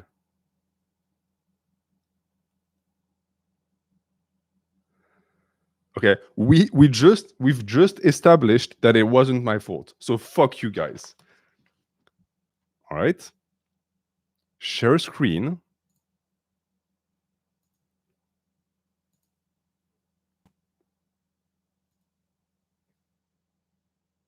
You're going to tell me you don't see it.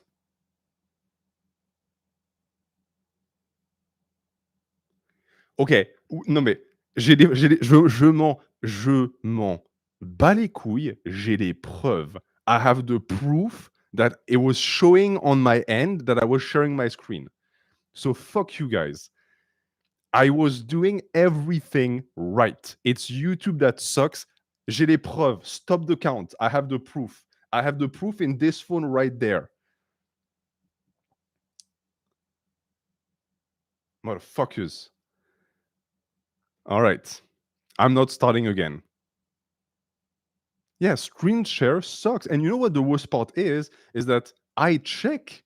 Now, every time I share my screen, I go back on the stream. People are like, why don't you check with your phone? I'm doing it. I have two screens. I have one screen that is showing me what I see, and the screen showed me that I was showing the thing. Use OBS. Why?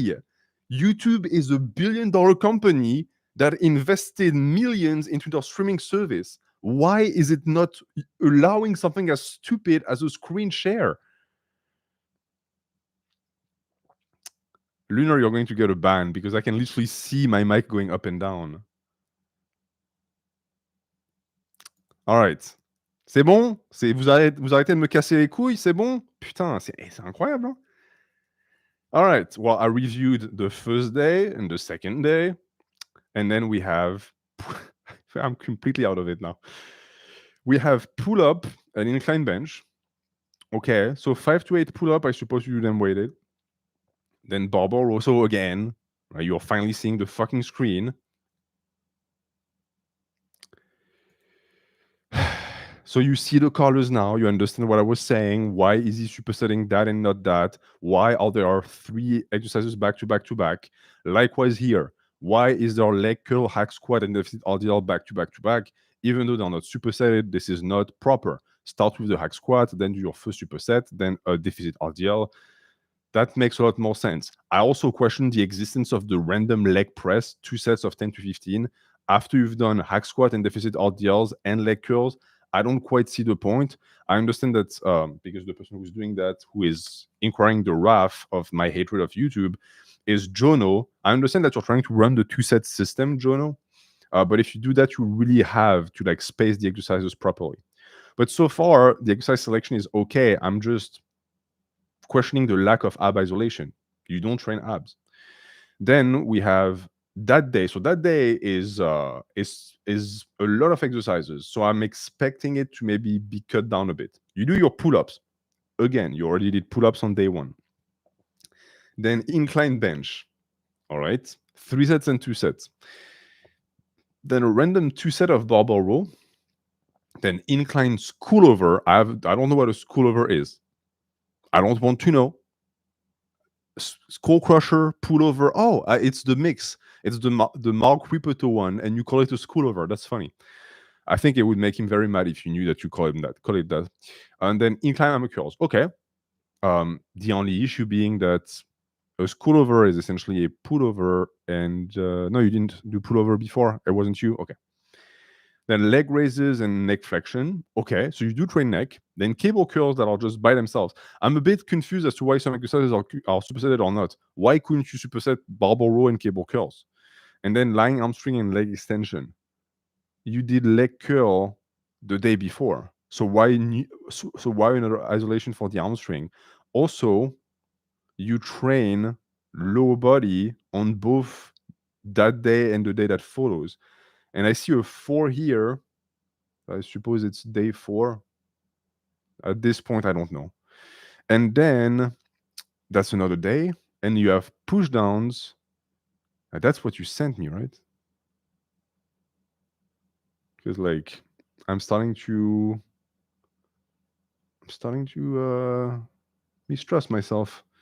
See, this is what happens when technology gets into play. Yeah. Dips. And this down more here. Is that the continuation of the program that I don't get because you sent me something that was poorly cropped? I think you sent me that was something that was poorly cropped. Yes, no, maybe. I don't know. Just like for the future, I'm an old man. When you send me a program, send me something that is simple to understand, please. Because I can only review what I see, and this is cropped. So what I see is push downs, preacher curls, cable tricep extension, which to me is an arm day with 2 tricep isolation, then dips and close grip mag pull down. That doesn't make much sense. So my advice for you, Jono, is reorganize the day, prioritize compound movement, and reset your supersets.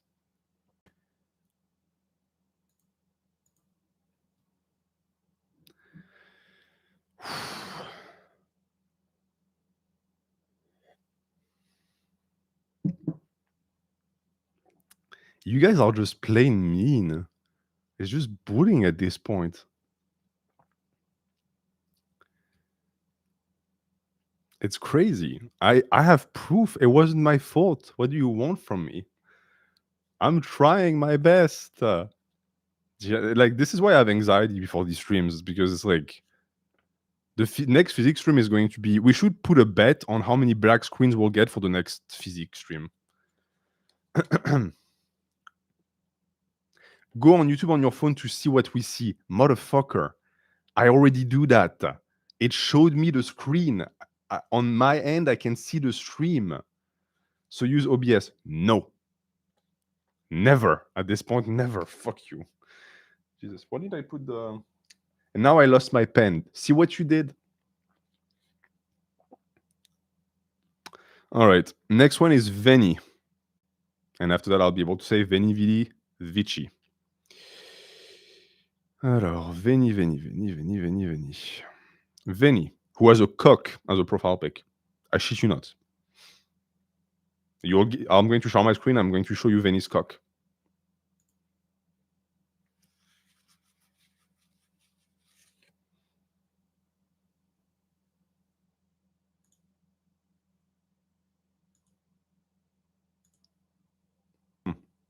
Okay, I'm checking the stream. I'm looking at the other stream, and it shows that it's sharing the fucking stream. Is it doing it? Boo. Okay, as you can see, I didn't lie. Here is Veni's cock in all its glory. It's nice and red. All right, so Veni, day 1, dumbbell bench, 4 sets of 8 to 12. Then overhead press, 3 sets of 5 to 8. Then chest flies, 4 sets of 8 to 12. Then overhead tricep extension. Okay. Also, to go back on Jono, you also need to have isolation to your program. And I say that because looking at Veni, on day 1, I don't see any biceps, I don't see any forearms, I don't see any abs. So I expect to see that later. On day 2, neutral grip pull up, 4 sets to failure until I can get to 10 reps. Okay. For 4 sets, then I will start weighted. Start weighted right now. You've already gotten your 10 reps. Then preacher curl easy bar, 4 sets of 8 to 12. So that's your biceps right there. Seated row, 4 sets of 6 to 10.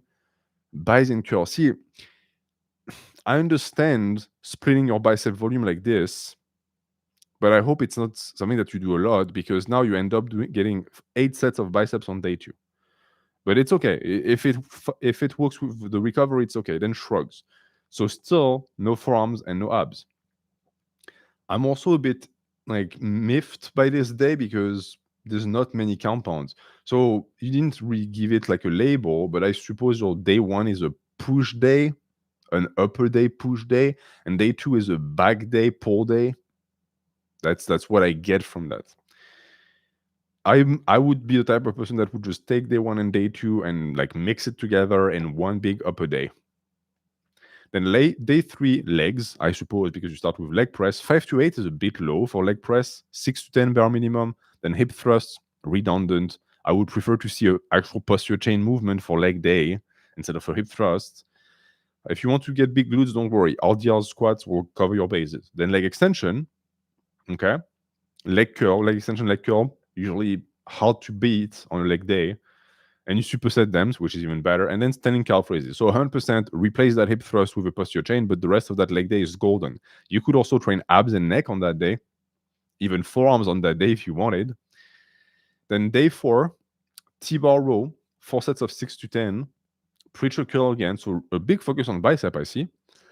The issue that I see with a day 4 T-bar row is that the T-bar row is taxing on the lower back. So maybe this is why no posterior chain on day 3. Still, not my choice. Then wide grip pull down and upright rows and superset decline sit-ups. So you finally have your ab isolation on that day, on day 4. Day 5, dumbbell incline bench, 4 sets of 6 to 10, seated overhead press, French press. So yes, you clearly have a dichotomy of essentially what you're doing is a push-pull. You're doing a push-pull legs, right? It took some time for my brain to like register what I was seeing. But in reality, you do a push, pull, leg, pull, then push, and then chin-ups, then pull again. I mean, it's interesting. I'm just questioning the frequency and the recovery, because push, pull, leg, pull, pull, push, leg, pull, push, pull. There's going to be a lot of stress on the back. Are you going to be able to recover? Like I say, walk the back a lot, but here we see neutral grip pull-ups, seated row. We see here actually you're deloading the back, then T-bar row, then wide grip pull down. It could work. I think what makes it work is the low volume, because the days are very low in volume. But I wonder if you need that frequency. I think it's possible to take your 6 days and condense them into 4. So in reality, I would only keep your program as is if you enjoy going to the gym. But if your goal is to get the best results possible, you should take this pull and push and like combine them. So to have a total of 4 days, which would eventually just give you an upper lower. But looking at the lifts, Bogan split squats, pullovers, you clearly have a massive focus on back. And you take about an hour to an hour and 50 minutes each day. Yeah, that's what I would expect. And you're 6 feet 200 pounds and 18% body fat. Right? I don't have much to say about that. If it's your style of training, that's okay. But if you train that high frequency, I want to see abs more than just once a week. at least 3 times a week, please. Okay. 20 sets per day, low volume. Yes, because it's not 20 sets per muscle group. It's 20 sets total. If I look at one of my basic commercial day gym, like when I go to the commercial gym, I do 1, 2, 3, 6, 12, 18. Yeah, I never do less than 24 sets total. But I might only get 3, 4 biceps. That is sort of bodybuilding. You have so many exercises. Abs was in there twice. Sit-ups on day 1. Oh, I missed that. Okay, so just add another frequency. Incel video part 2, when? Next week. I told you guys that I was going to make a follow-up, a philosophy video based on incels, and that's next week. I have a lot of things to do. I'm very happy because I have a lot of work, but I have to find days. And then we have Lorenzo that is going to close the day, and we managed to make it all fit in 3 hours. So I know for a fact that give or take 20 people is doable in 3 hours, and it's the same with the physique review. So that's the amount of entries I'll take. 24 sets in a commercial gym, yeah, and it doesn't even take me 2 hours. Like, let me run you guys through what I did yesterday. Showed up to the gym. I did 3 sets of weighted pull-ups, 3 sets of decline sit-ups, sorry. So that's supersets, of course. That's 6 sets. Then I did 3 sets of weighted dips and 3 sets of unilateral face pulls. That's 6 sets, so that's a total of 12. Then I did 3 sets of incline curls, 3 sets of cross-body tricep extensions, superset. Total of 6, so that's now a total of 18 sets. And then I did 3 sets of pullovers, and I did 3 sets of forearm isolation. That's a total of 24 sets. And that's really not that much. Like, you start to talk about like a really heavy day in terms of volume when you start to go into like the 34 sets per day, not per muscle group, per day. But I know that GVS regularly does days where he does 40 sets, and he trains high frequency. But as I said in the video about GVS, I would never tell people to train like GVS. Yeah. And also, like, all of these questions, I consider myself low volume, but some people would say I'm high volume. It depends on your perspective. 10 to 12 sets per day, too low. Unless you have hyper high frequency, yes. Or you're a complete novice. In this case, it works too. All right, stop trying to confuse me, you youngins. Lorenzo, you are last. And you sent me a program, but now I'm anxious to share it. I'm going to fuck it. I'm going to do it again. I'm going to share it. I don't care.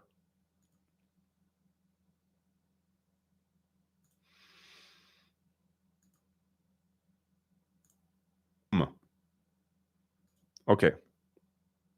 Can I have someone who's not a complete sack of shit tell me if you guys can see? Because on my screen I can see it, but I know that I cannot trust my screen.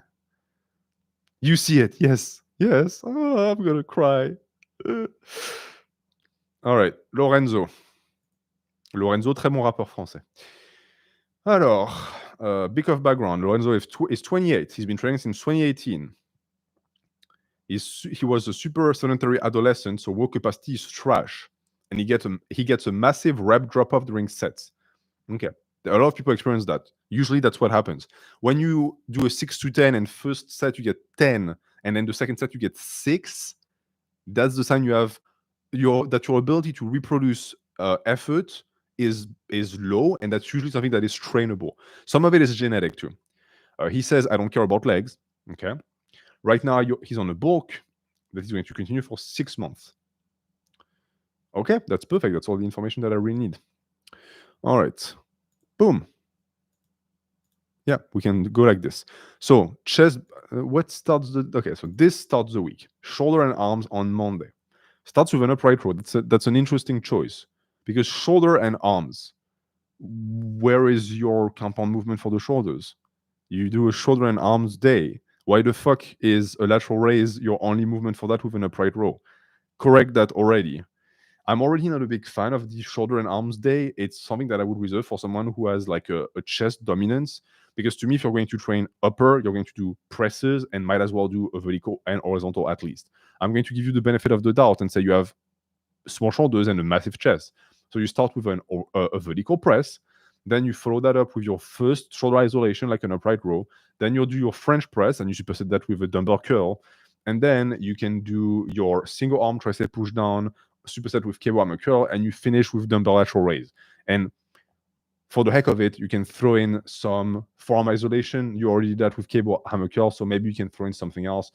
Or you know what, you can also even do a giant set. Tricep push down, hammer curl, and lat raises to finish the day. But I want to see a compound for the shoulders. Then legs 2, we have Tuesday, so the day afterwards. Starts with good mornings. That's a choice. 10 to 15, I like the rep range. Superset with neck curl. Okay, great. Then leg extensions, calf raises, decline sit-ups, and you go the fuck home. Okay, I understand that you don't care about legs, but give me at least 2 sets of split squats. Like, come on, don't be stingy on me. Stingy, I don't know, I don't care. Okay, that's not bad. It's an interesting way to split because, of course, I want to see some chest volume, and the chest volume happens on Thursday. Larsen press, 6 to 13. What a weird rep range. Why? Especially on a compound that you want to progress on, that's more than double the initial rep range. 6 to 10, please.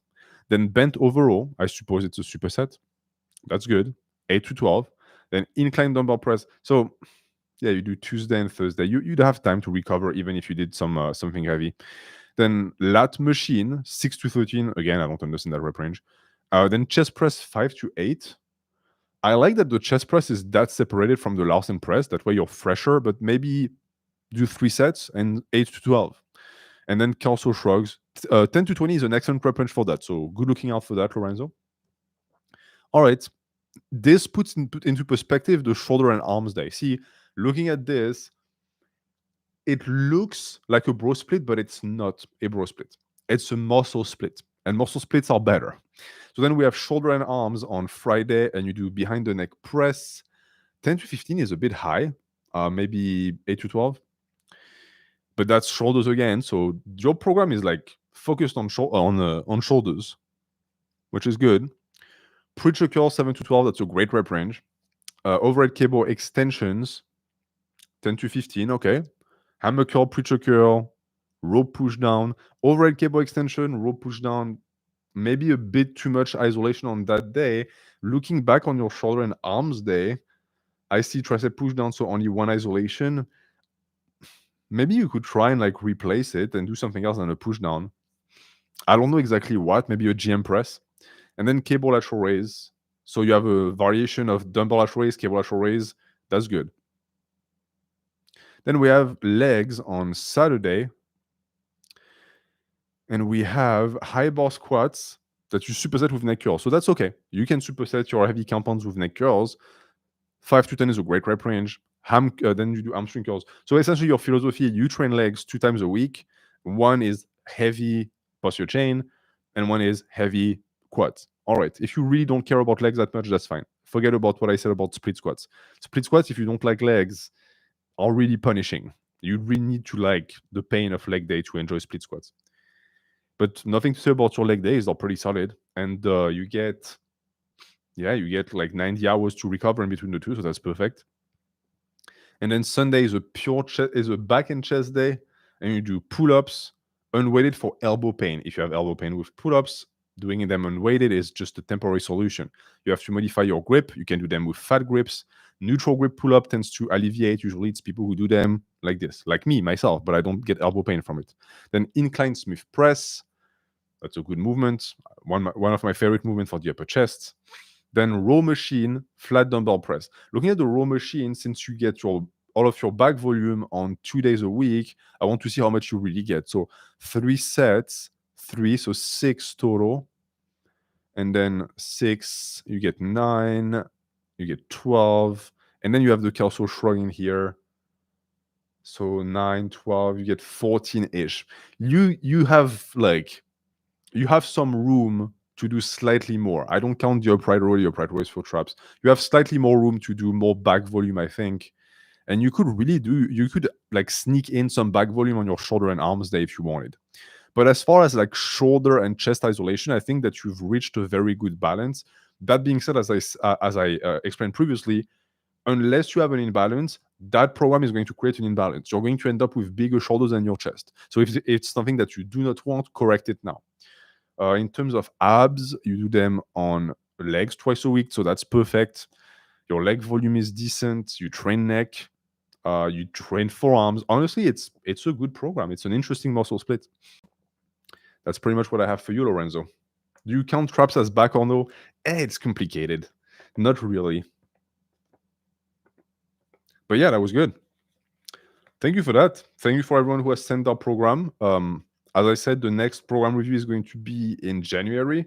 So now what I'm going to do, just like with the physique review, is I'm going to open it previously to be able to prepare, because we see that even when I have time to prepare, things go wrong. So when I don't have time to prepare, it's even worse. So that's going to be that. If you want to send an impromptu program, you can do so by clicking the Coffee link, and you can send it, but you'll get a written review. You won't be on stream. Stream is reserved for the people who unfortunately catch the community post and are on time. I'll be honest with you guys right now. Every time I post and I open my inbox, within 2 to 3 hours, we're already maxed out because people jump on the opportunity. The more time goes, the more physique reviews we do, the more chances people will have, and the more time you'll get, because I give you 48 hours to send your physiques or your programs, but oftentimes within 3 hours, you can't do it anymore. That should get better with time. And that's pretty much that. Now, the last thing that I must do is go into the coffee to see if people send questions. And we are already past the time where I should have ended the stream. So we have Wannabe Pseudo, who says, in your opinion, what amount of sets per workout is ideal in an upper-lower 4 days a week split? Between 18 and 24. If you do 4 days a week, upper-lower, 18 and 24 for upper body, and then 1, 2, 3, 4, 5, 6, 7, 8, 9, 10, 11, 12, and then between 16 and 20 for lower body. I think that would be optimal.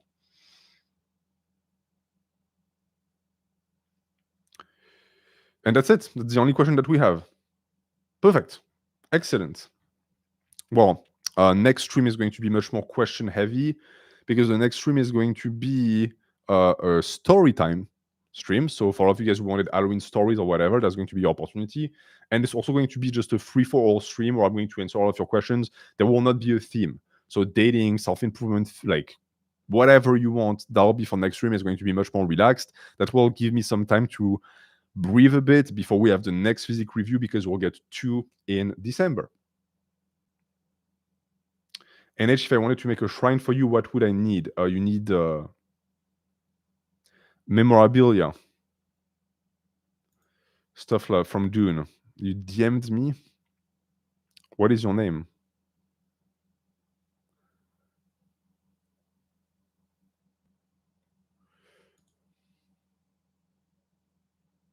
Okay, that's a program, so I can't answer that. That's a program, so I can't answer that. That's a program, so I can't answer that.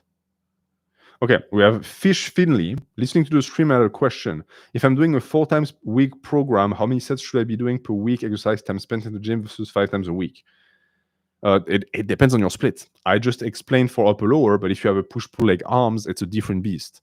But the difference between 5 and 4 times a week should be a difference per day of give or take 4 to 6 sets. So if you do 4 times a week, I said around 20 sets.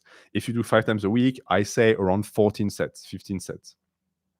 Also, I get a lot of snow, and sometimes the storms are too rough. I can't make it to the gym. Do you think I should do high volume of calisthenics when I miss a day, or take an extra rest day? I think you should build a home gym, honestly. Build a cheap home gym with like cheap stuff to train arms. Get a pull-up bar to do weighted pull-ups and weighted calisthenics from home. I think that this would actually be very, very efficient. What is that? And McCormick. Oh wait, Matt, if you sent me a program, you're not going to be reviewed now. You're going to get a written review, but every single person who got reviewed got sent the program 48 hours ago. So I'll talk to you on coffee, but if you want a review, it's going to be written. What is a memorabilia? That's a good question. You can open a dictionary. What do you think about a training split of 3 arms per week, 2 torso days and 2 leg days? I would find it very hard to do 2 arm days a week, to be honest. Most often you only do once, maybe 2 times. But that's that. I'm going to end the stream there. I will see you again this week for a video, at least one video. I will see you next week, Saturday, for the Free for All stream. I hope you'll be there to chill with me. Keep an eye out for the streaming schedule for December. And that's that. If you send your program, thank you for your support. If you want a written review, you can send it directly. Likewise, if you want a physical review, you can send it directly on the coffee. And as for the question, how are you, NH? I am great, although tired. So it's time for me to go rest a bit. Damn, missed the stream. Good for you. It's going to be re-uploaded immediately. All right. Je vous fais de gros bisous. Merci à vous de m'avoir suivi pour ce programme review. Et je vous dis à très bientôt. Mouah.